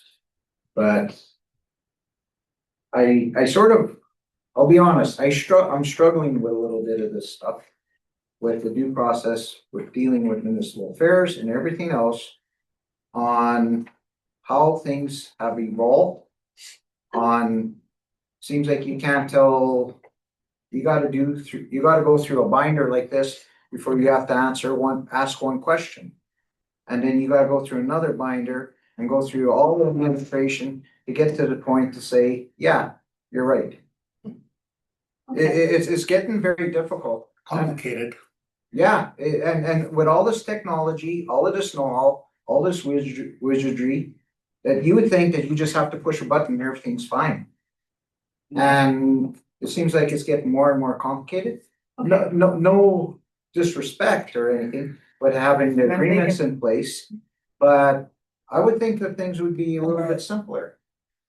Okay. I know things have to be spelled out in titles and job description, but Okay, and thank you for that. We do have a job description. We have a CAO bylaw. This is in response to Bill 50. It changed. There was no longer the authority of a code of conduct, which we still have, and we're not repealing. We'll still, by default, we still have a counselor code of conduct. This was, I believe, to bridge some relationship building and to look at how we can develop those areas of need. I myself have some questions, but in terms of governance, I really want to try this. It's going to make the process quite speedy. So we're going to ask Councillor Rosachek to put a motion on the floor. We're going to discuss it, then we're going to come back and we're going to vote it. So we'll go around and it's part of democracy. We get to share our opinions and there's no wrong answer. So go ahead, you're on the hot seat, Councillor Rosachek. Well, I kind of agree with Dan, but if this is what's expected of us, I guess we have to follow suit. That's your final answer? Do we propose the recommendation yet, or the? We're waiting. Okay. Yeah. Is there a motion? Yeah, I have it on page 47 under 7.2, the counselor, or sorry. it'll be on covenant. 48 on yours. Go up. Go up. In the meantime, if I Oh, could just okay. respond, a simple comment to that. Recommendations that the town of Smoke Lake approve the council/CAO covenant of 2025 as presented and require all members of council and the chief administrative officer to sign the covenant. Okay, so we have a motion on the floor. CEO Fighton, did you want to respond to Councillor Kudalak? Yeah, this is just something that while we haven't technically repealed our code of conduct, we cannot enforce it. A key message we heard at the Alberta Municipalities Conference is that they are planning to implement a provincial-wide code of conduct. It is scheduled to probably be in place in the spring. This is a tool that a lot of municipalities across Alberta, big, small, at the end of the day, councillors and the CAO have a code of ethics that we need to abide by so that we, as mentioned here, have respectful governance, collaboration, and accountability. Whether or not it's signed or in place or not, at the end of the day, these are just things that we need to uphold in our profession and in our roles and as elected officials to the community and for myself as a CAO in this town. But what I can say is this is actually modeled, and I kind of revamped it significantly from the town of Andrew. So, it's just a prime example of a small municipality that is wanting to kind of just set the stage on a good note going forward. Their councillors have signed it. What I did was I wanted to find a small municipality, and it just happened to be next door, that is using something very similar, just modified a little bit further. So I did want to speak to the small town comment that was made. Thank you for that. I'm going to speak to this on behalf of the recommendation and the motion. I'm probably not going to support the motion at this time, sorry. Here's my rationale moving forward. I think it's administration has done a very good job to prepare it. It comes originally from a leader, George Cuff. He implemented this. Maybe there's other municipalities that are implementing it as well. We still have the councillor code of conduct. I'm going to make a recommendation that this is good, but not for right now. I'd like to see it back in March after we do this first CAO evaluation. The timing is everything on this. It would be better served as a policy. And this part that we're looking at, the covenant, would be Schedule A of a policy that would speak to part of the CAO bylaw or council CAO policy, something to that effect, not a standalone covenant. In terms of governance, I think I'd like to see other examples of communities that are adopting this and which way the province is going to go. So that's my rationale in not supporting the motion. And I would probably be, depending upon the vote, We'll see if we're gonna make it a subsequent motion or defer it to a later date. Sorry, and I'm humbly apologize, I forgot you in order. Sorry, you were supposed to speak before me. No, So it's go ahead. Oh, I'm good right now. Okay, sorry.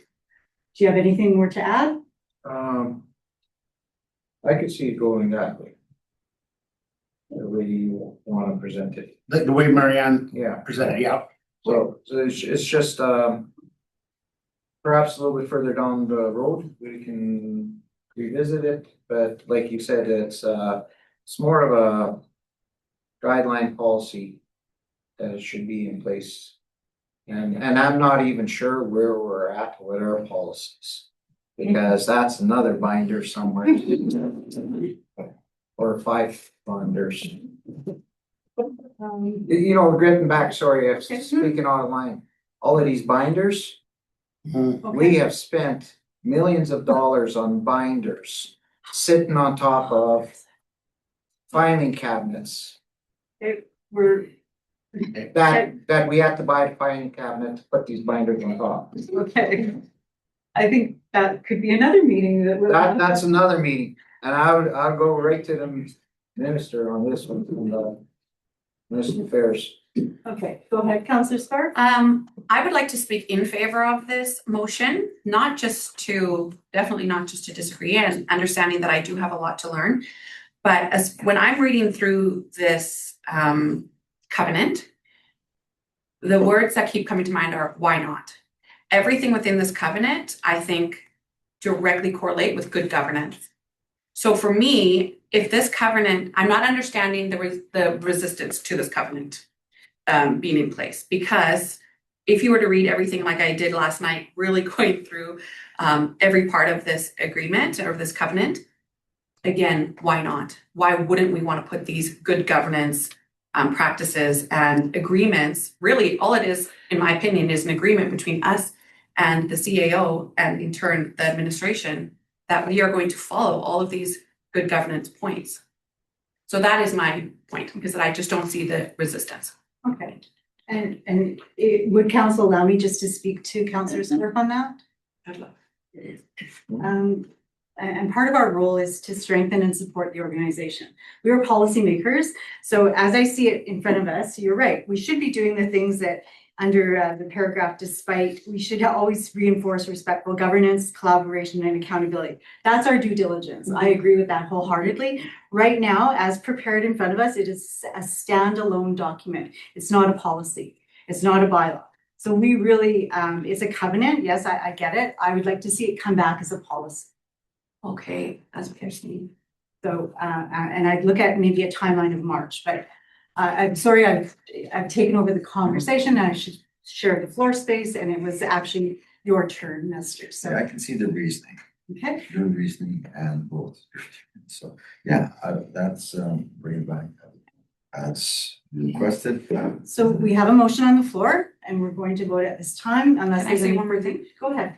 I would just like to know from administrator's point of view, why put forward the covenant and not the policy that you're recommending? The reason why I did originally present it as a standalone document is keeping in mind that this is a transitionary tool between the code of conduct being put on pause through the province, between that and the new one they're coming out with provincially. This is an intern commitment. That's how I viewed it. I am aware of the plans of the province, and probably by March, they'll already have something being unfolded, probably more in April or May, which will be implemented across the entire province. It'll be a mandatory document. And so we'll be back on track. That's kind of what I looked at it as, rather than making it in a policy, then we would then either repeal or need to modify. So it's an alignment. That was my original thought. So So it's just a temporary Yeah. measure. yeah. Because that's what I did here at the conference as well, Yeah. that all of these things are in the works and they're about to happen. Mhm. So I see why this document would be like a standalone just in between. But also at the conference, it did come back that it's mutual respect, reciprocal everybody has to do common goals. Try to achieve the best for your community as a whole. Agree. And that's the bottom line. Having documents signed and all of this things. Sorry, a lot of that stuff is a lot of fluff. And it's not, has nothing to do with job security or anything like that, or we're here to build a team that's the best for our community. And use the best abilities, the best knowledge that we have at hand.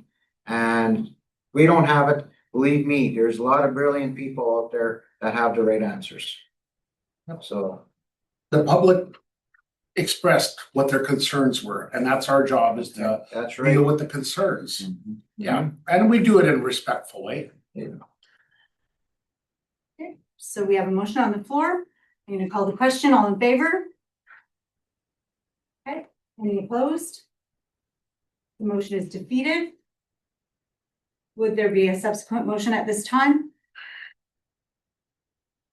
You wanna make that? Yeah, I'm gonna go ahead and move that the Town of Smoky Lake direct administration to defer or to bring back in March 2026 a policy with the council CAO covenant to be reviewed annually and includes the Schedule A, the covenant itself, for council review and discussion at that time. Where was that? It She's just- made that one. on the Yeah, top, oh, yes. Yeah. okay. Came out of my head. Don't get lost, because I'm gonna read the next You one. wanna ask? So, and the benefit of this is I see the value in this and I appreciate all the work that's been done. Thank you, administration. I would like to see a document that is reviewed annually by council and that we hold ourselves accountable. Yeah, for sure. You want her to read it back, please? No, you're fine, she'll figure it out. Go ahead. We'll have to do some adjustments, but the town of Smoky Lake had direct admin to bring back in March 2026 a policy coincide with the council CEO covenant to be reviewed annually and include the covenant as a schedule. Okay, how does that sound to everyone? I'll pretty it up. Okay. Yeah. Okay. Administration, would you like to weigh in on that? Okay, Fine. Thank you That's for your work. All in favor? The motion is carried. Thank you very much. So now we're on to 7.3. I'm going to do a time check because we're coming close to 5:30. And if we are extending it till 6:30, or sorry, if we're not going to be finished by 6:30, we need to have that discussion and let people have a lunch break. Right, Right, we so can't just power through, for 7 point, well, how has it been going so far? sorry. Just, No, but- there has to be discussion on. Okay. If Is there, okay, so is there anything that could be deferred? We're on 7.3 now, are we? Yeah, we're on the council agenda request, CAR, and council inquiry request, CIR form. Sounds like we're powering through. Is that okay with everyone? Yeah. Okay, go ahead.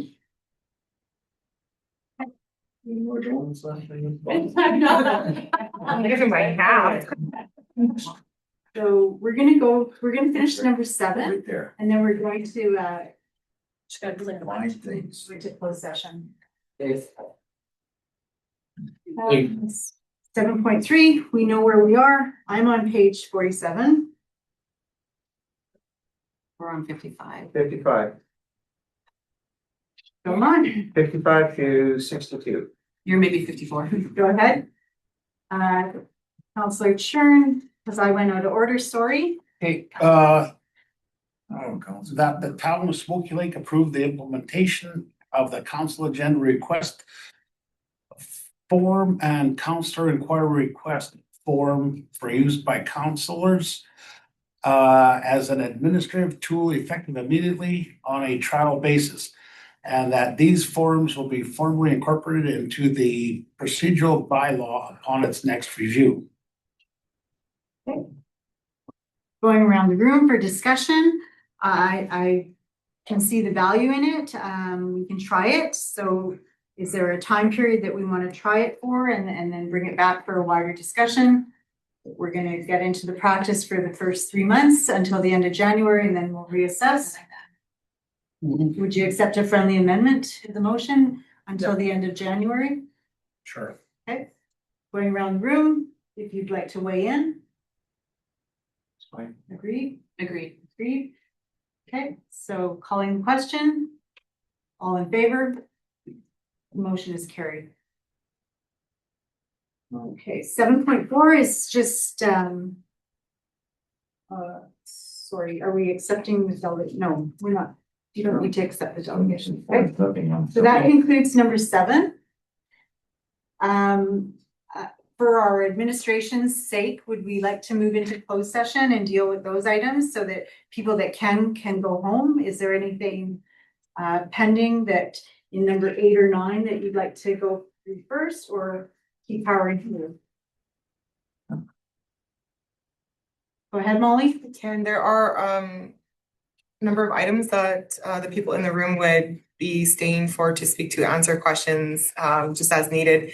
They have modified flex time to accommodate the council meeting, so I believe everybody is fine and able to stay. Okay, so you don't want to go into closed session for We number can- 14? We can stay according to your order. Yep. Agenda. Good. So we're on to 8.1, we're communication processes and expectations. There's no RFD, so it's hard to prep for or to do any research. So I don't know who's speaking to this. So Madam Chair, this is item that we just wanted to discuss with council so that we're aware of what the expectations are when it comes to email communication. That's the discussion behind the printed versus electronic agenda packages, binders. Administration needs to know what council as a whole wants moving forward. We have our laptops out. Does everybody have them? Are there any concerns with them? Is there anything that we need to organize for this group as a whole to assist with additional training? We need to come up with a system that administratively is efficient and effective and is going to work for everybody. And when I say us, I mean us, admin and council as a whole. And so that's the kind of conversation that I wanted to have.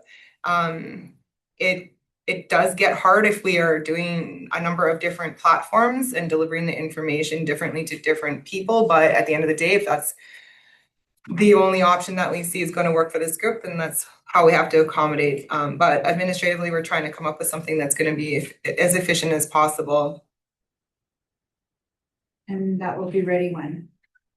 So it's just an open conversation I Oh, wanted to okay. have in. Okay. So can we, so what my thought is, there's a number of priorities. So we talked about communication, we talked about email, we talked about binders and computers.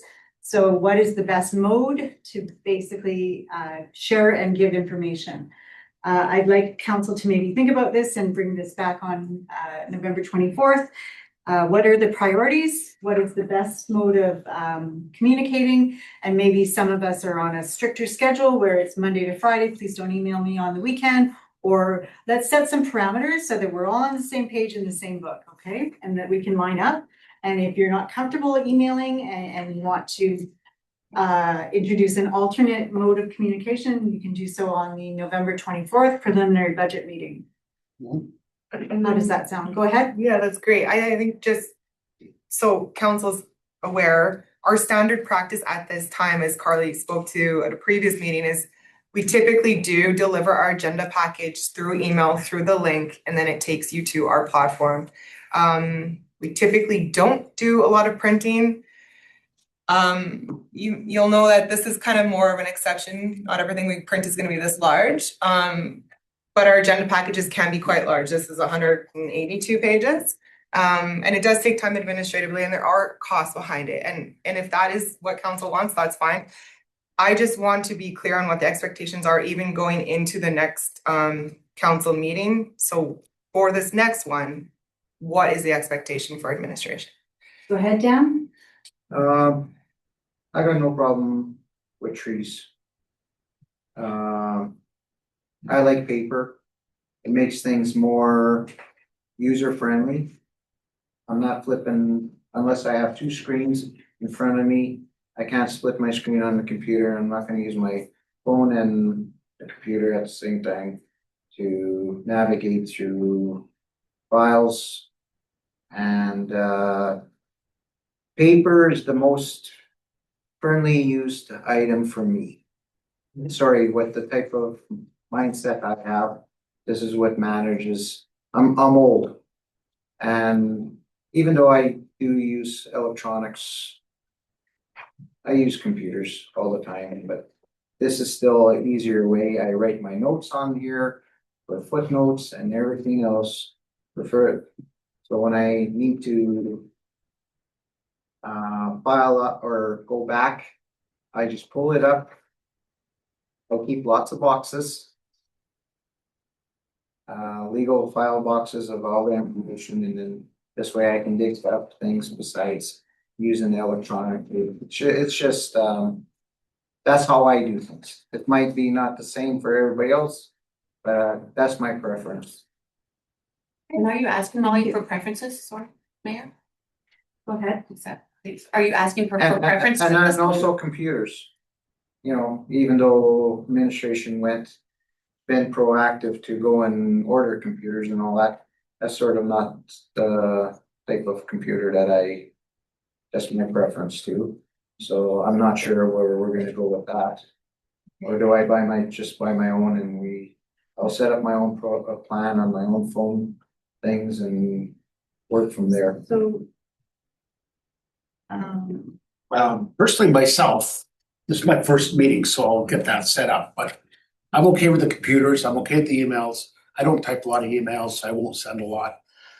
But as long as I get a little bit of assistance, me and Nestor can mumble through it. Oh, Good team. You're good with that, yeah. Okay, go ahead. My preference is the computer, and then just somebody at the conference gave me this strategy to have an action book.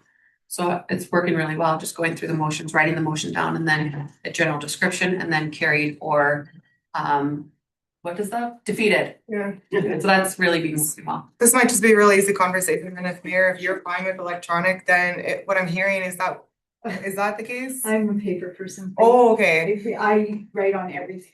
I'm Okay. a squirrel. So if we were to plan on then preparing the agendas we'll send out the electronic link, that'll be available as soon as we have that finalized. And then we can make 2 paper copies for the agendas moving forward. Agenda packages. I prefer that for me, And just for my, I'd be willing to, thank you, I'd be willing to try that at least until the end of the year and see where we go from there. My recommendation is that you print the cover sheet as previous council, the cover sheet of the agenda, whether it's 3 or 4 pages with the numbers, so that everybody has a hard copy and then we can power through. Yeah. And so that takes care of the agenda process. Emailing would be the mode of communication. I don't, as much as I like all of you, I'm not gonna talk to you all on the phone time wise, and we all have other jobs. So our mode of communication is normal work days, Monday to Friday, through email. If there's an emergency, then we contact and so to speak to an earlier conversation, we directly contact Molly, our CAO. We do not provide direction to Carly or to any other department of the town. We go through Molly, she can delegate that. And if it's an emergency, then please call her. I'm sure you all have her number. And other than that, we should be all receiving the same information at the same time. And those are the ground rules, okay? Can we move through? Go ahead. Go ahead, Molly. Just under the same topic, council has been provided with door codes. The intent of those is not to enter the administrative office at any other time other than for exiting and coming in and out of the back door during council meetings. If a council member wishes to come to the office during operational hours at any time, just please contact me. It is addressed in a policy already in terms of how we use our office space and what that looks like. So just to be mindful and respectful of this work environment and how we operate, that is my respectful request, is that if anybody needs to come and speak to me or even a staff member, I'm not saying everybody needs to go through me for everything, but it would be very appreciated if that is set up by appointment or as similar to an ordinary resident coming in through the front, and we can help out with whatever the request is. Go ahead, Dan, and then Tegan. I did get a phone call saying that you can come through the back door and grab your information from my shelf. I'm So- thinking going forward, that's how we don't let anybody in through the back door outside of the meeting, so Yeah, and it's security wise, it's, Okay, go ahead, Tegan. Would it be okay to say if I wanna meet with Carly about I wanna go through something to do with the technology, I just CC you? Yeah. Is that okay? that'd be great. And then, in terms of communication, I don't have everyone's personal phone numbers. Do we want to exchange that? The front of the binder. As Yeah, everyone's so, Vouchers already in my phone. I know, we exchanged. so, I got everybody's phone. That was an issue just at the conference. I realized I got there and knew nobody's number, so, okay, okay, so, perfect. and I You're think, probably just missing mine more than likely. Yeah, but now I got it. I think so. 7771. and so then part of the discussion moving forward was, how does council communicate with each other? So we talked about maybe phoning or texting. There's a shared calendar. I don't know if we're all ready to start inputting things on a calendar when we have appointments or meetings or priorities. So we'll have to manage that, but we're not gonna land on anything today, okay? So I don't know if admin wants to have that come back to us or. Sure, we can work on that for Yeah. even just ahead of the next meeting if that works for everybody, and Yeah. same with how the CAO uses the calendar and shares with council, those are things I wanna work through. Yeah, that'd be great. Too. So if I may, in closing for this topic, if anyone's unsure, I'm more than willing to help anyone up until probably midnight of that day. Text me, tell me what the issue is, and I can try and move it forward. I will CC on everything on everybody at some point that you will find out so that no one's in the dark and not knows what's going on. Midnight. Up till midnight, yeah. Bruce and you're in bed by nine. So any new Anything that's weighing in your heart or on your mind, you need to get it off and to be respectful. Day's just getting started at that. Okay. Okay, thank you very, very much. We're going on to 8.2. So we have an exciting opportunity with the Smoky Lake Regional Economic Development Initiative. So not to lose sight of it, it is a request to move forward on the grant application. And thank you for the wonderful presentation. I was present at the county meeting. They were looking for, as the town, they had thought it had come to the town already. So they were looking for a supporting motion. They were the first ones, I believe, on October 30th to make the motion. I now see that Wasena's signed up and we're just waiting on Vilna. And Mark was very instrumental in providing the timeline. So I don't think there's any more discussion. We're looking for two motions. The first one to accept the delegation and then the second one to move forward. Yeah, I make the motion move forward on it. Okay, so first of all, we're gonna do motion number 2. Councillor Churn is moving that the town of Smoky Lake, in partnership with supporting entities of the Smoky Lake region, apply to the Alberta Community Partnership ACP 2025-26 grant intake under the intermunicipal collaboration stream for the purposes of obtaining grant funding for the Smoky Lake Regional Economic Development Initiative, and further approve the town of Smoky Lake as the managing partner for the application, and further agree to abide by the terms and conditions of the conditional grant agreement governing the purpose and the use of the grant funds. Okay, any more discussion? All in favor? The motion is carried. Thank you. Motion number 2, and I'm going to make the motion that the town of Smoky Lake accept for information the presentation by Mark Baxter, Outlook Market Research and Consulting, regarding the Smoky Lake Regional Economic Development Initiative. Any more discussion? Seeing none, hearing none, calling the question. All in favor? The motion is carried. Again, thank you very much for the work that was prepared to do this, and all the best. I hope we are successful recipients of that money. At this time, 8.3 is a report on council onboarding and election. I'm going to defer this to the budget meeting. I think it would be appropriate that it's part of the budget. I'm going to ask that it comes back. Thank you for preparing this. Previous council made a motion to pay or to allot $26,000 for election costs, council computers and the etc. That was prior to CAO Fighton joining the organization. I'm curious as to what in the 26,000, what the etc. was, because there's some bills not accounted for in this, what's prepared for us in the report of the costs. So we might have money coming forward from Reynolds Murph to pay for the seminar and any other election costs or any other training. And so if we could, when this comes back to us at the budget meeting, if we can get the detailed report of what makes up the $26,000 to see what is left in the spending and to make sure we're on track, on time, on budget. Are you making a motion or do you want me to? You can go ahead and make the motion if you'd like Okay. to defer it. I move to defer till the budget meeting. And to include, would you accept a friendly amendment to include the detail line by line for the Sure. $26,000? Yes. Okay, any more discussion? Seeing none, hearing none, calling the question, all in favor, the motion is carried. Moving on to 8. We're done 8. Anyone need a quick break, bathroom or otherwise? Calling a 2-minute recess. Sure. It's at 5:41, 2-minute recess, very swift. What are we, 9.1? I'd like to call the meeting back to order at 5:51. And we're moving on to 9.1, bylaw number 19, 2025, the borrowing bylaw. CAO Fighton is gonna give you a quick overview. I'm gonna ask one question first. Previous council voted in motion number 797 on the following page to go into a bylaw, a borrowing bylaw, and to advertise for the public hearing, and it was completed on the action list, but I'm sure because of the timing of the meetings and new council and the election, that was not done. So now I'm wondering if we need to have a 2/3 consideration of reopening motion number 797, not 796. Go ahead. If I can speak to that, I would actually like us to enter closed session on this, under advice to elected officials.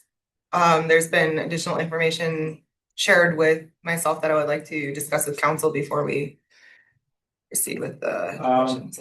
I'll make a motion to go into camera. And this, the ATIA section is 29. 29. Why don't we Advice just from- put it with the other stuff that's closed? Oh. No, Okay, section 29, we're going into closed session at 5:53. All in favor? Tegan, we're voting. Sorry. Sorry about that. We just, Sorry, Hank. 2 minutes. We'll be out in 2 minutes. Yeah. all right, sounds good, thanks. Sorry about that. Just listening to music in the 480. They carried. The motion We're on carried. 9.1 right now. Sure. Thank you for your patience. Welcome. Hi, guys. Hello, Mr. Halloway. You didn't bring us any dinner. Easy Ready? mister. Did you bring a box? Coming out of closed session, motion at 6:11 to come out of closed. I have the motion, all in favor, the motion is carried. So Councillor Churn has motion, council can reconsider the defeated motion followed by defeating second reading that I'm going in the right place, right? That's good. Sorry, I'll start again. Councillor Churn has council can reconsider the defeated motion followed by defeating second reading that ultimately rescinds the bylaw and make a motion to reallocate $85,000 from the capital reserve to Aspen View Public School Division to fund the additional 64 square meters of the gymnasium space at the new H.A. Costache School, 4815 54th Avenue, Smoky Lake. Any more discussion? 3 motions. Okay, that's the first motion. Yeah. All in favor? The motion is carried. So the second motion is on my page 77. So it's going to be followed by the subsequent motion. You sure, right? That one. So we have to be clear on where the money's coming from. That was motion captured it. General. Yeah, I think we're just having the I one. think motion. it's fine, what you just made for motions. Yeah, that was just made. Yeah, so disregard that I thought, okay, go ahead. because we don't need to repeal the bylaw. We're just- reading. Rescinding second reading Mhm. and then reallocating from capital reserves. No, it's, Is that in the same motion? yes. Yeah. And that's fine. That's exactly how we would like that, actually. Okay. Repeating second. Okay. Thank you, everyone. Good discussion. And now we're going to move on to 9.2. And this is very, very straightforward. 9.2, bylaw number 12, 2025 Ukrainian Twinning Committee bylaw. And so in terms of, I can start the ball rolling, and my motion is that the town of Smoky Lake gives second reading to bylaw number 12, 2025 Ukrainian Twinning Committee bylaw for the purpose of pursuing joint projects of benefit to the town of Smoky Lake County, and Kosov in the district of Ukraine. Any discussion? Okay, and calling the question, all in favor? The motion is carried. Turning to Councillor Kudlak for the third reading. That's, right here, third reading.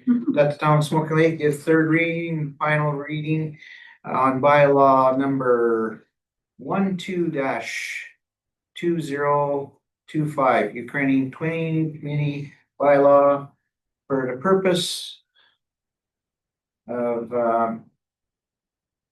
Pursuing joint. pursuing joint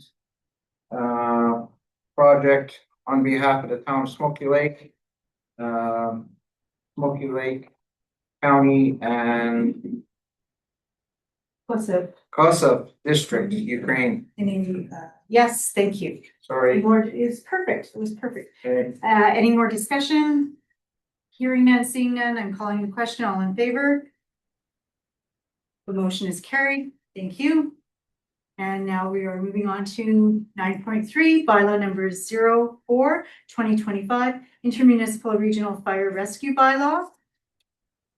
And I don't know if there needs to be a disclaimer by admin, or if you'd like to take it away, Molly. So I'm not sure how much information or how much detail council has reviewed this report. But it is something that has been discussed at the ICC table, as I mentioned, since 2020, I believe.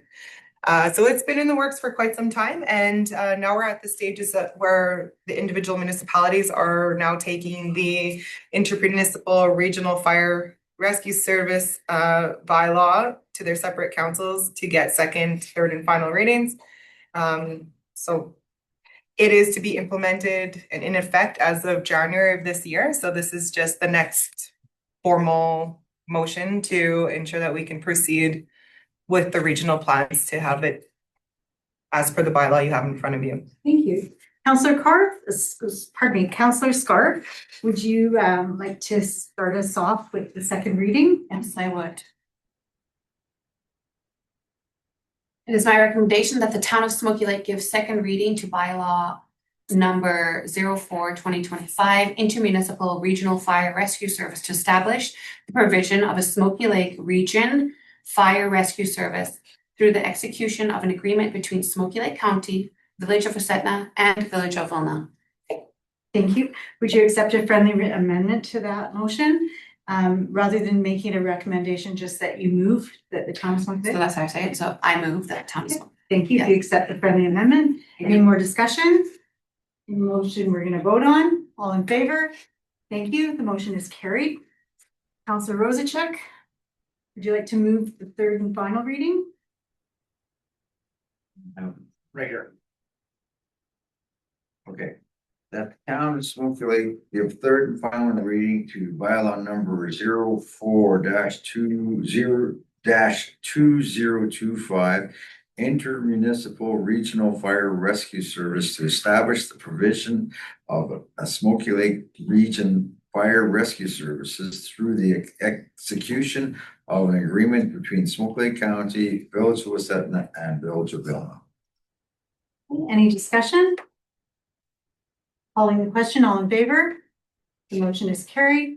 Very important, what we just did to get things moving forward. Yes. And supporting our fire and rescue. to get organized and to see what we can do next. Okay, thank you. Moving on to what I'd like to do with 9.4, the policy A36 2025, if everyone's in agreement, is the organizational chart. I believe there's a little bit more work to be done. I'd like to defer it to the December 2nd meeting, and that will become clearer as we move on through the agenda for some things that will be discussed in closed session. That might change. I think it needs some revisions, so if we're all in agreement, I'd like to make a motion to defer policy A36 2025, the organizational chart, to the December 2nd regular council meeting. Just give me a second. Almost. Well, I just moved, but I'm looking around for discussion, or No. Keegan, we're okay? Sorry, just one moment. So that means it'll come back in December Yes. 2nd. Yeah. Yeah. Okay, all in favor? Thank you, the motion is carried. Moving on to 10.1. I had added this to the discussion, I had added this to the agenda this afternoon. Just trying to gauge where everyone's at and what my recommendation. It's a good idea to create transparency and accountability. We as council, elected officials need to make sure that the people that we're serving in the community know what we're doing and when we're doing it and where we're doing it. So at this time, it would be hard or maybe difficult to follow the template. So my suggestion is to act as a liaison with all of you to bridge that opportunity or that challenge for the remainder of the year and move forward in January. So I would collect the information and maybe perhaps prepare one consolidated report on behalf of all 5 councillors and that we can show to in the agenda package. And I'm just asking you to try it out for size. And then as we move forward and gain more knowledge, we can work independently. How does that sound? So then you get an optics of what it would look like, the content, and I would work with administration and you would have the final review of what's being presented. Can you repeat that, please? Okay, so just to work in partnership or to be a catalyst for bringing the information forward, gauging that we're all in different places with age and wisdom and connectivity and technical skills. If I could act as your spokesperson, if you would give me the information just on a piece of handwritten paper or your calendar, what the meetings you've attended and the dates, and then I could present something to our agenda package so that everyone could have a council report. Okay, so for all the meetings that we go to, for us to just have a brief description of what happened, the key points, present them to you, and then you will present them to administration. Sure. Is that what you're I saying? compile that, and it could just be a quick phone call, one sentence, a text, or I'm here, I'm there, because I don't think we're using the calendar, and I want to just have everything lined up. I don't want to not do reports, because I think that's doing a disservice to our community.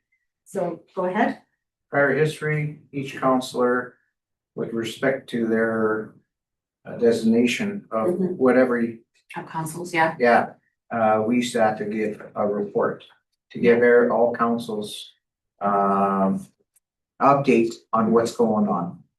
Such as an individual being on the water commission, another guy on Evergreen, and all. What's happening with the garbage? Is the tap still running?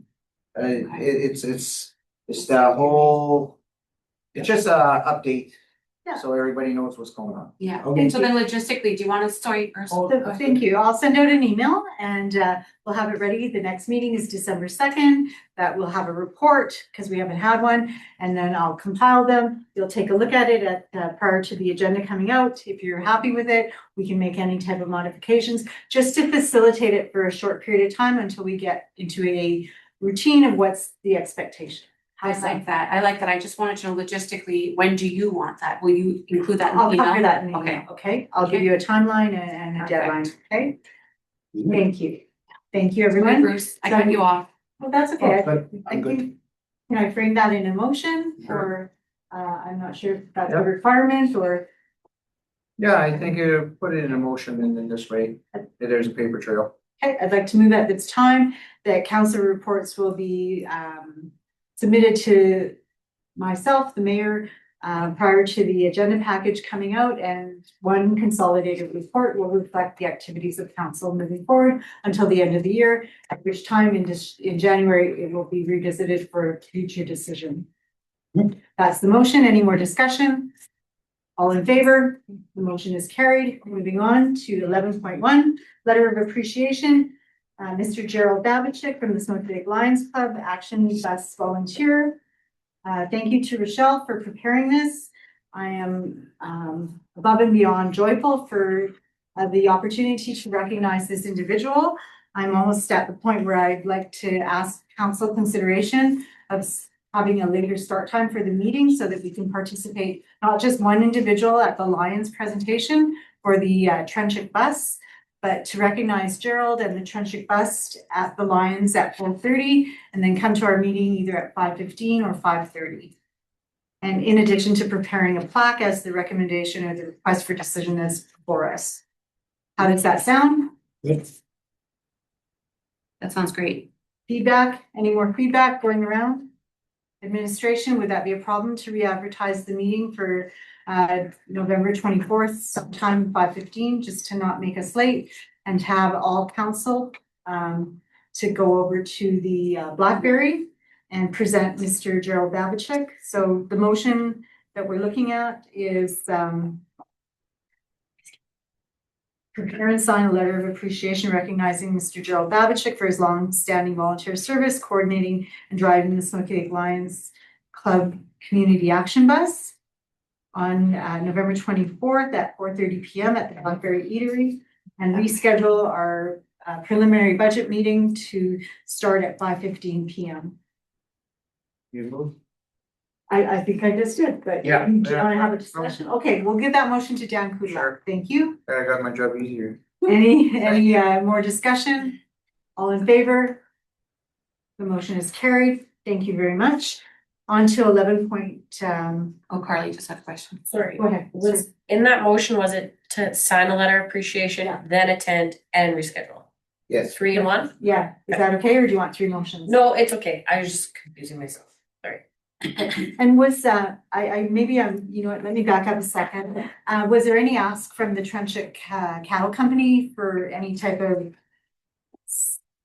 gratitude or thank you? We should give some gratitude because they stepped up. What happened? I don't know, Tegan, if you know. I don't know what happened, no. Okay, so the old Lions bus, they wouldn't certify it anymore. It wasn't safe roadworthy anymore. Okay, yeah, So Trenchik Cattle Company bought the bus for the Lions. Oh, wow. They bought a new one for the wow. Lions. So I think we should show something. Yeah, totally. so, would you like to make a separate motion that we could give a letter of appreciation to the Trenchik Cattle Company on behalf of Mr. William Trenchik and Sons? Work that into. Willie and Audrey and the Trenchik Cattle Company, yeah. Yeah, I'll just add that on to my motion. We'll do a separate motion, but we'll give Mr. Kudlap, Oh, okay, Councillor Kudlap, in addition, that we would present, if it's okay to do it at that Yep. time. And we can confirm with Mr. Del Hutzlak as well, that in addition, we would present a letter of appreciation to the Trenchik family, care of Trenchik Cattle Company, for their contributions of the Lions, Smoky Lake Lions, action bus. And will they be there as well? Do you think they'll be at the Blackberry? Okay. And if not, then we'll just send it. How does that sound? Good. Okay, all The in favor? administration prepares those, that's from my Yeah. understanding. Okay. All in favor? Yes. Yeah, the motion is carried. Thank you very much. And so what do I have for 11.2? Light up. Is it the Christmas light up? Okay, that's pretty straightforward. So Dan had the last motion. Councillor Scarf, you're up for Yes. the Christmas light up. I move that the town of Smoky Lake approve the temporary road closure of Wild Rose Avenue from White Earth Street west to Railway Ave. Is that correct? I'm sorry. On November 28th from 5 till 9 p.m. for the purpose of the annual road hockey game during the annual Christmas light up event hosted by the Smoky Lake Chamber of Commerce in regards to the email sent by Michelle Wright, Vice President, Regional Smoky Lake Chamber of Commerce, dated November 4th, 2025. Great, thank you very much. Any more discussion or any discussion, questions, concerns? Calling the question, all in favor? The motion is carried. Thank you. So then we're moving on to the sponsorship request from the Alberta Northwest Territory Command, the Royal Canadian Legion Military Service Recognition Book. Councillor Rosachuk. We need, The town of Smoke, I move that the town of Smoke Lake take no action regarding advertising in the Alberta Northwest Territory Command, the Royal Canadian Legion's Military Service Recognition Book, in response to the email received October 9th of 2025 from Eric Lee. Advertising rep Military Service Recognition Book, and continue to support the local Legion Smoke Lake with future requests. thank you very much. Discussion, concerns, questions? Seeing none, hearing none, calling the question, all in favor? Thank you, the motion is carried. Moving on to the final one in this category, it would be the sponsorship request from the U15 Highway Raiders Hockey Club. That the town of Smoky Lake approve action taken by administration in providing the U15 Highway 28 Raiders Hockey Club with a silent auction item. Donations valued at $100 in response to the sponsorship request letter received October 17th, 2025 for their first home tournament scheduled for the weekend of November 14th, 16th, 2025 in accordance with policy number A-01-2023. Contributions to nonprofit organizations and individuals. Very good, thank you. Questions, concerns, discussion? Seeing none, hearing none, calling the question, all in favor? The motion is carried, thank you. And moving on to number 12, correspondence to file for information. I will go ahead. Just one comment, the final page, Mayor Chernochin, we would just want to black out her signature if that's okay.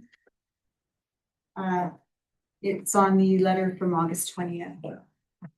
Okay, and I'd like to move that the town of Smoky Lake file for information, the correspondence items A to F as follows. I'm not going to read them through, but A to F, thank you. Any discussion, concerns, questions?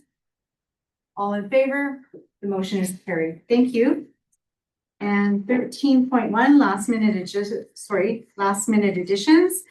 I attended in conjunction with some other council and some staff, the Smoky Lake Remembrance Day at the Nutrient System. And it was one of the best ones I've attended. The program and the spirit of remembrance for the veterans who had fallen. And it marked the 80th year of the end of the Second World War since 1945. I think that I would like to, if it's in agreement with council, that to send a letter to the Smoky Lake Legion branch 227 and thanking them for their coordination of the event and just a very kind thank you and gratitude. Discussion, concerns, questions? Is that okay with administration? There was no request for funding? No, I think the timing with the election, it went to the county. They paid for the donuts and the wreaths. Okay, And I know our admin staff had done some labor in kind with the programs and the printing. So thank you. Just previous councils used to $200. give a couple $100 for this. Yeah. Right. So again, thank you to admin for supporting that event and Should have been there. yeah, it was outstanding. And there was active service people from. I didn't know Mr. Green played the bagpipes. Was there just one piper? Yes, Okay, Next year. he was spot on. yeah. He was spot on. We were at a conference, recognizing. Could have two. Yeah, we got 2 next year. Excellent. And again, thank you to admin for the previous one with the U15 hockey tournament to take that action with the timing of the election. Thank you for doing that and supporting our council in that way. So any more concerns, questions, comments? Seeing none, hearing none, calling the question, all in favor? The motion is carried. Thank you, everyone. And chamber Christmas party. Oh, that's not even me. Go ahead. I did send this by email to Yeah, council as okay. well. I wanted to mention this one out of all of the 3 attachments that went out. This is the community Christmas party that's being put on by the Chamber of Commerce. So it's Friday, December 5th. The reason I mention it is, annually there has been, and for this year, there's an approved budget for a Christmas party. And, administratively, staff, we're still looking at options for what our Christmas party can look like. I just thought this is a good opportunity to, you know, support the local community, whether or not that's attendance by admin and or council at this event. Like I mentioned, there is a budget and there is an opportunity to partner or I should just say support this event. And so just wanted to I think speak. this would be a good transition for this administration and this council to attend this as our Christmas party. I agree. Killing 2 birds with 1 stone, I think. We're supporting the community and what Chamber has put forward, and we're celebrating our Christmas party. Yeah. So just one quick question to administration. So when you said that there was money in the budget, so how many, what does that look like in terms of how many people are we talking about? So if, say, all of staff and council were to attend, I guess that would make us 15. 25 all in, and then I guess fire and spouses is typically included. I'm new to this too, but Crystal did just pull up the budget when we received this, just to ensure that there is 6,000 remaining to easily accommodate even the highest number that I anticipate would be. So we'd pay for fire to go as well? No, I'm not sure. That's a question I had. I don't know what's been done in the past. I think the fire chief and Okay, fire chief and deputy. fire department has their own. Okay, they have their own Christmas break. Fire chief. So, and pardon my ignorance, so we're talking about staff, but not, and council, but not significant others, right? That includes. That's +1? Yeah. Everyone gets a +1? Yeah. Okay, Hmm. just wondering, just confirming. So- Okay, that number that I gave There's was cost of running our own. but- Yeah. So it's just. We're neutral that they're comfortable in. Instead of having our own Christmas party, let's say at National Hall or whatever, what we used to have in the past. I know that there used to be costs, There's been a number of different things done in the past. I will say Métis Crossing is one where the town supported and attended. I know that the staff is, the town has also done just a small administrative thing too. I didn't want to, you know, lock anybody into attending or anything like that. I just received it today, and so I think it's definitely a great option. I think it's a great option. So, Unless somebody has another idea to bring forward. I think it's a great option too.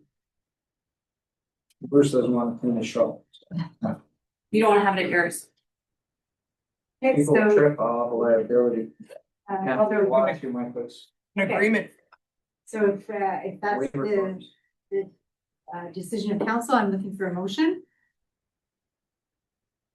Who's gonna make a motion? I put a motion forward. Okay. I put a motion forward that the town of Smoky Lakes administration, council, if I have to mention everybody, and the bosses. Maintenance. That is. Fire and Fire chiefs. Everyone included in this discussion. Attend the Chamber of Commerce Community Christmas Party as their designated Christmas party. And so would you accept a friendly amendment? Totally. Would also include the FCSS department? Okay. Yes. They're not included, yes.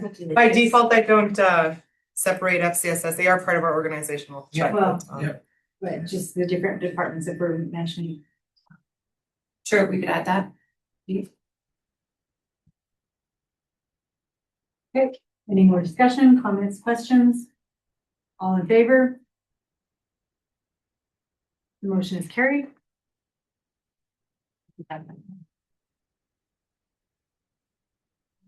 Was there anything else under 13? It was. Oh, facility tour, and the budget open house dates, I don't know, that's just something I wanted to. We can take that one back to Monday on the 24th, and we can book the tour. That can also be done on the 24th then, if you Uh, wish. Okay, so on the 24th, we're starting at 5:30. So now, or 5:15, sorry. Do we have enough time? For the items we've deferred. This is a preliminary budget meeting. So you want to set a date now for the tour, or, and does the tour look like? Are we doing the Lions Bus, or are we going in separate vehicles, or It must be the That'd be best. fine. I think, yeah, that would be the best. does someone have a license that can drive it, or who are we getting to drive? Gerald, Gerald, So then we're paying money to have a tour. yeah, but Gerald would be like whatever, $25. Okay, no, I'm just, Yeah, we're just. there's I'll very- pay Gerald for, No, you don't have to pay. Well, no, because then if something has to be said, like you could say it, and everybody's in there, yeah. right? You know, It doesn't work when you have half a dozen vehicles driving up and everyone's getting out of the vehicle, trying to have a cigarette and all this other stuff. So what's going on the tour and when are we doing this? Let's move on. Okay, let's set a date if we can get in like right away, before And it has to be during daylight time, so. yeah, well, it shouldn't take more than an hour, I wouldn't think. So A little better. want to go to the lagoon, the reservoir? Do you want to go to the lagoon, the reservoir? No, the- I know where those are. Okay, everybody, Tegan? I don't know where that is, but I'm good to go wherever you guys deem. It's just that extra 5 minutes. The old reservoir, the new reservoir, Give people, water treatment plant? Sorry, Go ahead. can I confirm? We're going to pick the date on the 24th for the No, we're tours, doing or this we're right doing now. this on the This right 24th? now, What else, we do it right before the meeting, like do it like at 4 o'clock or something like that? on the 24th, because we're going to the Black Bear. Oh, at what time was on the Black? 4:30. 4:30. 4:30, what else we do it like at 3 o'clock? And then That won't be enough time. Hey, just a second, I'm just looking at the. 3 till 4:30 won't be enough time? Cause Gerald will be driving it anyway, they would just roll into the Blackberry. I would like to just chime in on the 24th. Go ahead. We want to. So we are anticipating, we have a number of items we have to move forward with on an MPC meeting. So we were looking at doing that on the 24th, What time? 2 to 4 p.m. That's the tour? for the MPC meeting, Oh, Municipal That's- Planning Commission. You're on the committee and so is Tegan. And Okay. if that's gonna work for the two of you, then that'll work on our end because we confirmed with the public member that that will work. So we'll proceed with that, separate conversation, but just to be mindful of the tour. That's 23rd, what's the 23rd? It's a Sunday. Sunday. Yeah. I like you guys, but So Friday, Well, it depends on the line splits. Okay, so let's come back to this. Yeah. Admin's gonna give us some 3 dates by email. We're gonna need to decide by Friday, and then we're booking it and we're moving on because then we have Right. to schedule the bus. Okay. Would that be okay, Carly? Just 3 options. If you can't make it, then you're gonna have to Right. adjust. Are we looking into December as well for those options? Is November Yeah. like half? I know, but the thing is, the longer we wait, the more snow and then access would be preventable, right? Good point. And then John has to get keys to say the curling rink. If we're touring it, or I don't know if we're going to, I'd like to look in the basement. December. basement's small. but- December 2nd might be a good option before the regular council meeting on that day. what time did Well, we say start at 4 p.m. for a tour on that day. Yeah, let's Like do our that. meeting starts at 6 as scheduled here, so. Okay, let's do it then. What I can do as well is we can send the list that's on that facility tour list and then see if there are things we want to remove or council or, because we had a list, it's quite comprehensive. And then we'll have to wait on the availability of us. Okay, are we okay? Everyone's okay with December 2nd? I'll make the motion, December 2nd. Okay. Town tour, December December 2nd at 4 p.m. pending availability of the Lions bus and availability to visit the sites on the list, okay? And who's going on the tour? How many does the bus fit?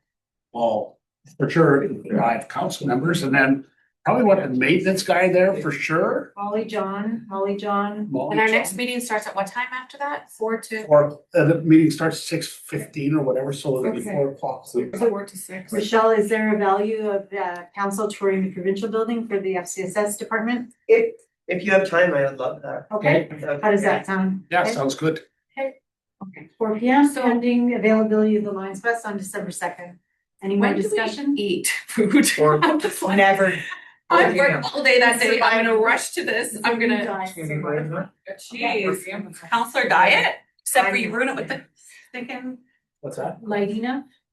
4 o'clock? Okay. It'll be okay. Just It'll be okay. We'll do the, whatever, the We'll do the lagoon. lagoon. You can do the and the- side things. Yeah. It's a new Okay. diet, sorry. It's like today. Order in. Okay, so the motion is there and it will be confirmed pending availability of the Lions. Any more? All in favor? Thank you. The motion is carried. Wow, okay, so now we're on to closed session. 14.1 land sale, block 2, lot 11, plan 872 NY 4204 54th Street.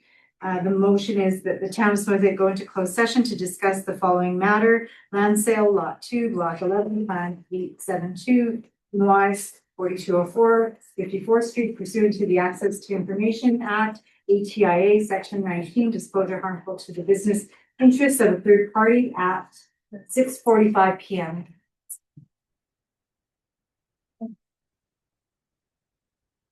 Thanks for the donuts. Wow, you're not. That's their ballpark there, Mariana. There, no, I. Yeah, all in favor. See you. Sorry. I don't All in favor, we're both? Yeah. Motion is carried. Sorry, Carly. You will. Have you heard from him?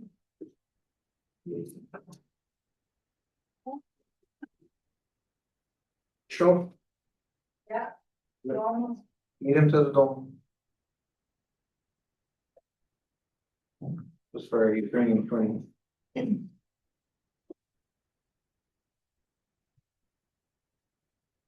So. Snow.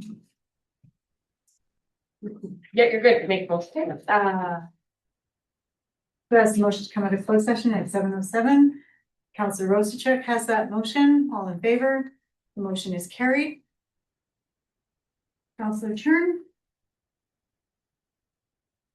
has the motion to accept for information, the delegation presentation by David Roberts, Manager Real Estate and Development regarding the property located on Lot 2, Block 11, Plan 872 NY 4204 45th Street as discussed in closed session.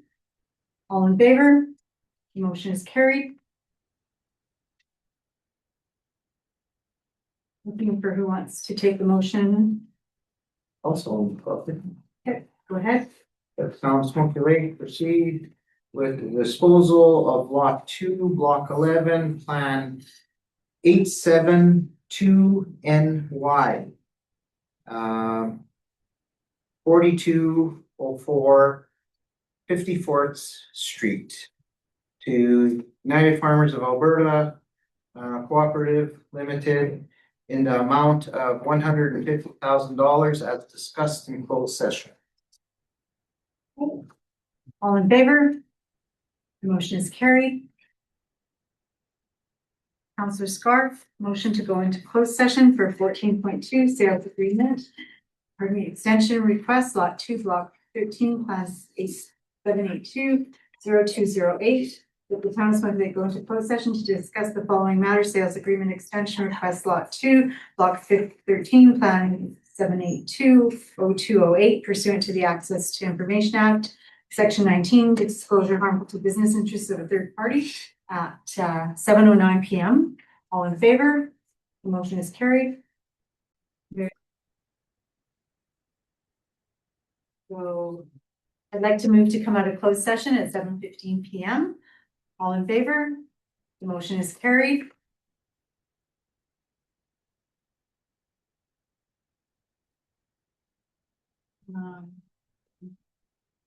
Motion for? Sure, please do. Thank you. I move that the town of Smoky Lake grant an extension and amend the sales agreement to reflect a date change to the construction deadline to June 30th, 2026 for Lot 2, Block 13, Plan 7820208, as discussed in closed session. All in favor? The motion is carried. Thank you. 14.3.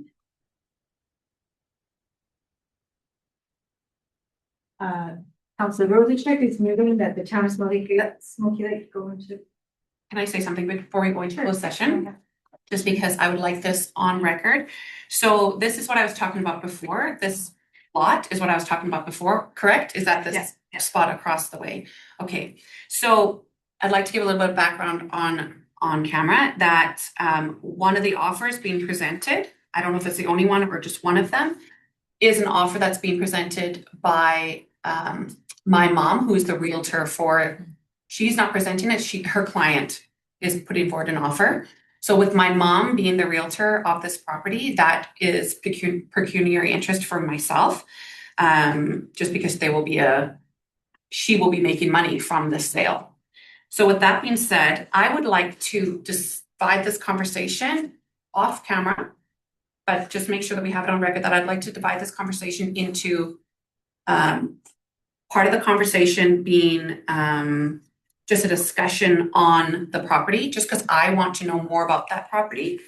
In case we don't move forward with this, to know more about the property for future offers that might come through. But I'd like to remove myself from deciding or from the vote in whether you're going forward with any of these offers, specifically the offer that's presented by my mom's client, Helen So Axford. I'm gonna get some governance on this from our CAO 510. So are you declaring a pecuniary interest or? With the discussion around the actual purchase. Okay, so we're gonna get your pink sheet, please. Just kind of depend. Thank you.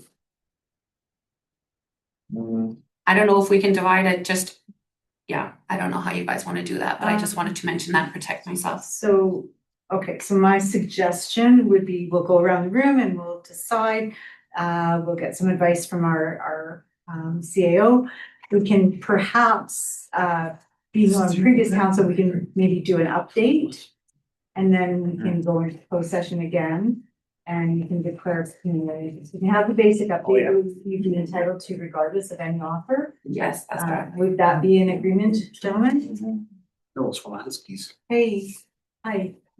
Looking at it, they haven't, Yeah. So give them some time. would you be in agreement if we gave everyone the basic update of where we're at? Yeah. From previous council to today, and then when we would come back out and go back in, and we would discuss the business at in front of us. Did you be in agreement with that, Councillor Goulart? Yes. If it's prior information and they're just giving an update on it, she's privy to the information. But when it comes down to the discussion of what the rest of council has, I believe that she cannot take part in. Okay, And I don't want to. Okay, so here's where I'm gonna rule on this, before CAO Fighton says, prior to any of us having this meeting, there was a special meeting of the previous council where we accepted an offer for disposal. I myself would like to know the update from that as a result of why we're back here. So I think it's all fair that we'll go into camera for an update on the street address 55 Whiter Street, or sorry, 55 Wheatland Avenue. Whiter, I don't know why, but yeah. 185 Whiter Street, 55 Wheatland Avenue. It has two civic addresses, and we'll get the update, come out of camera, go back into camera, and Councillor Scarf, no one can give her advice, but she may or may not declare pecuniary interest. It would be based on her discretion. No one in the room can tell you what, okay? How does that sound with everybody? Okay, and now at this time, I'm looking for a motion to go into closed session. Councillor Chern has that motion. We're going into closed at 7:20 for a basic update. So advice from Harley's gonna give me the section. 'Cause she knows Section it. 19, disclosure of harmful to business interests. Okay, thank you. All in favor? The motion is carried. Oh. So, one sec. Make motion to come up. Yeah, but Carly, or sorry, Tegan will not be part of this motion. So make a motion. That's what she wants. Okay. So I move to come out of closed session at 7:40 p.m. 7:48 p.m., sorry. She's can't vote. And I don't think she can be in the room. Oh, she just can't vote on the motion. You can come in and She could be. So who has the motion?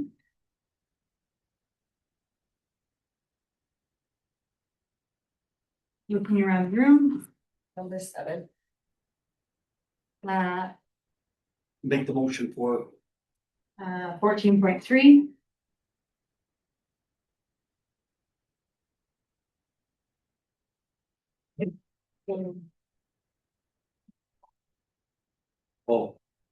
that the town of Smoky Lake obtain an appraisal with Val's appraisals to complete a letter of opinion for part of lot 1 and 2 of block 4, plan 803 CL for $750 and bring back to a future council meeting. All in favor? And you will, all of the motion is carried. Thank you. Any other motions, admin?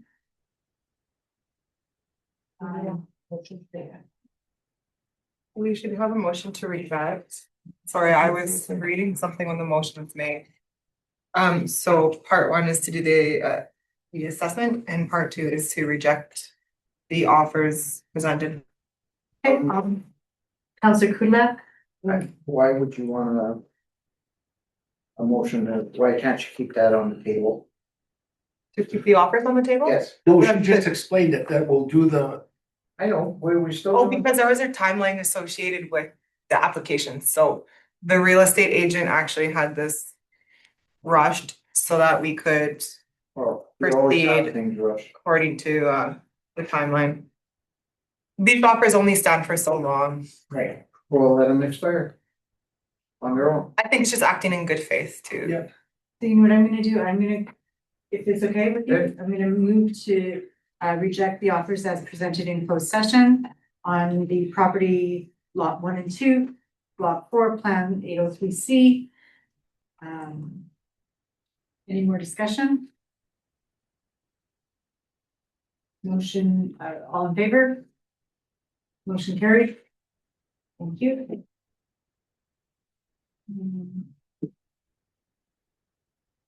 So time check, we're almost at 8 o'clock and is there opportunity to move everything to the next meeting or are we still? is this, we know this last one, 14.5? Yes. Yeah, because there's quite a few more, Oh, really? there's 5 more. Oh, I'm okay. whatever, yeah. Okay, motion to go into closed session, 14.5, Smoky Lake Library Board appointment. Under the ATIA. Sorry. Section 20. At 7:52 p.m. All in favor? The motion is carried. Thank you.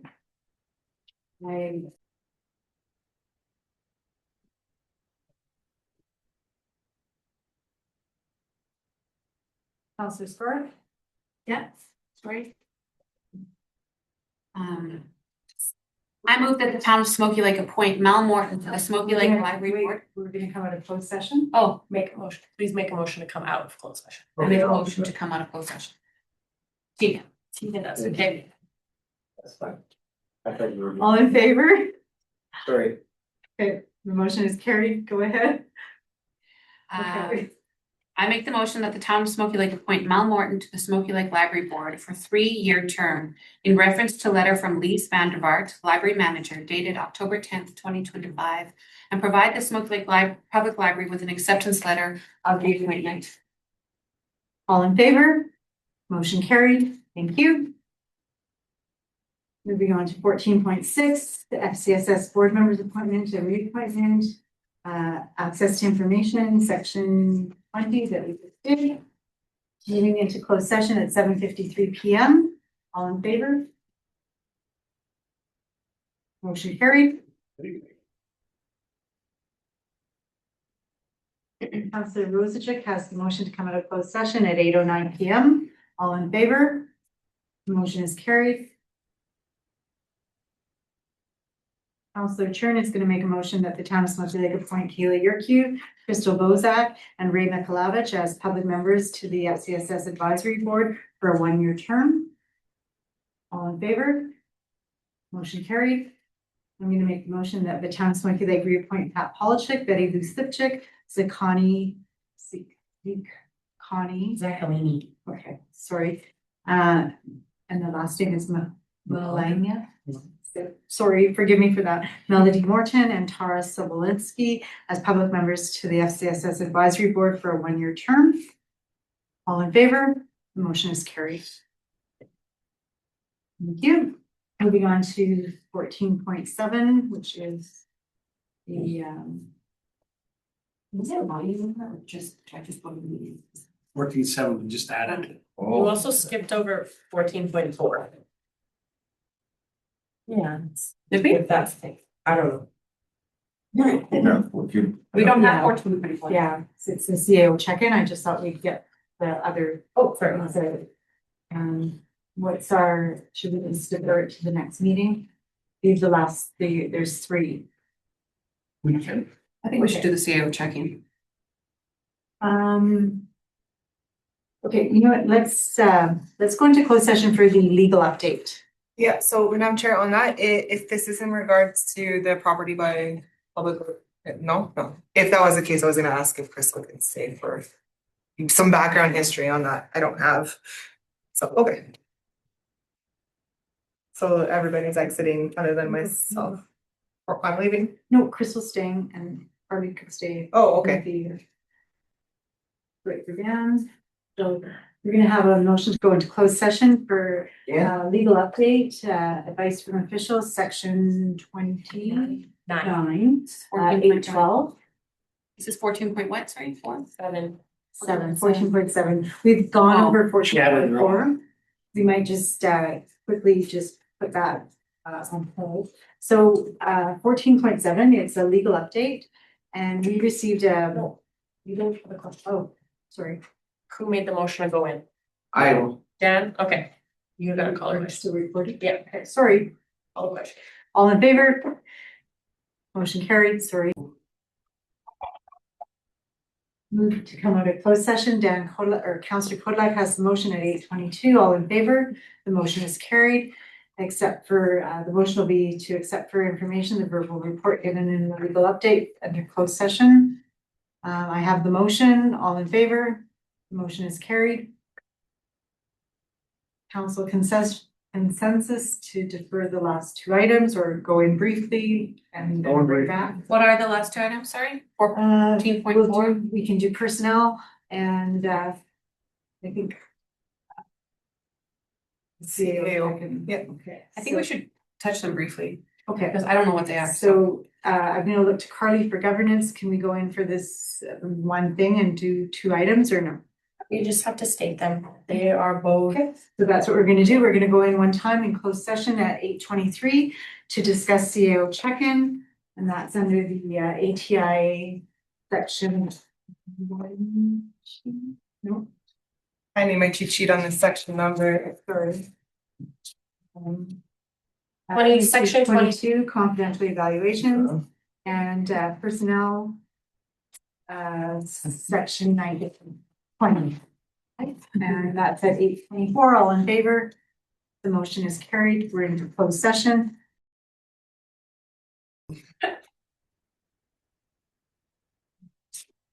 Councillor Chern has a motion to come out of closed session at 8:55 PM. All in favor? The motion is carried. I'm gonna make the motion to accept the verbal CAO check-in as presented. All in favor? Motion carried. Counselor Kulak's gonna make a motion to accept the discussion in closed session about personnel. Sure. All in favor? Motion carried. Counselor Scarf is going to make a motion at 8:55 to adjourn the regular council meeting of November 18th. Thank you, everyone, for your participation and staying the length of time that you did. Thank you.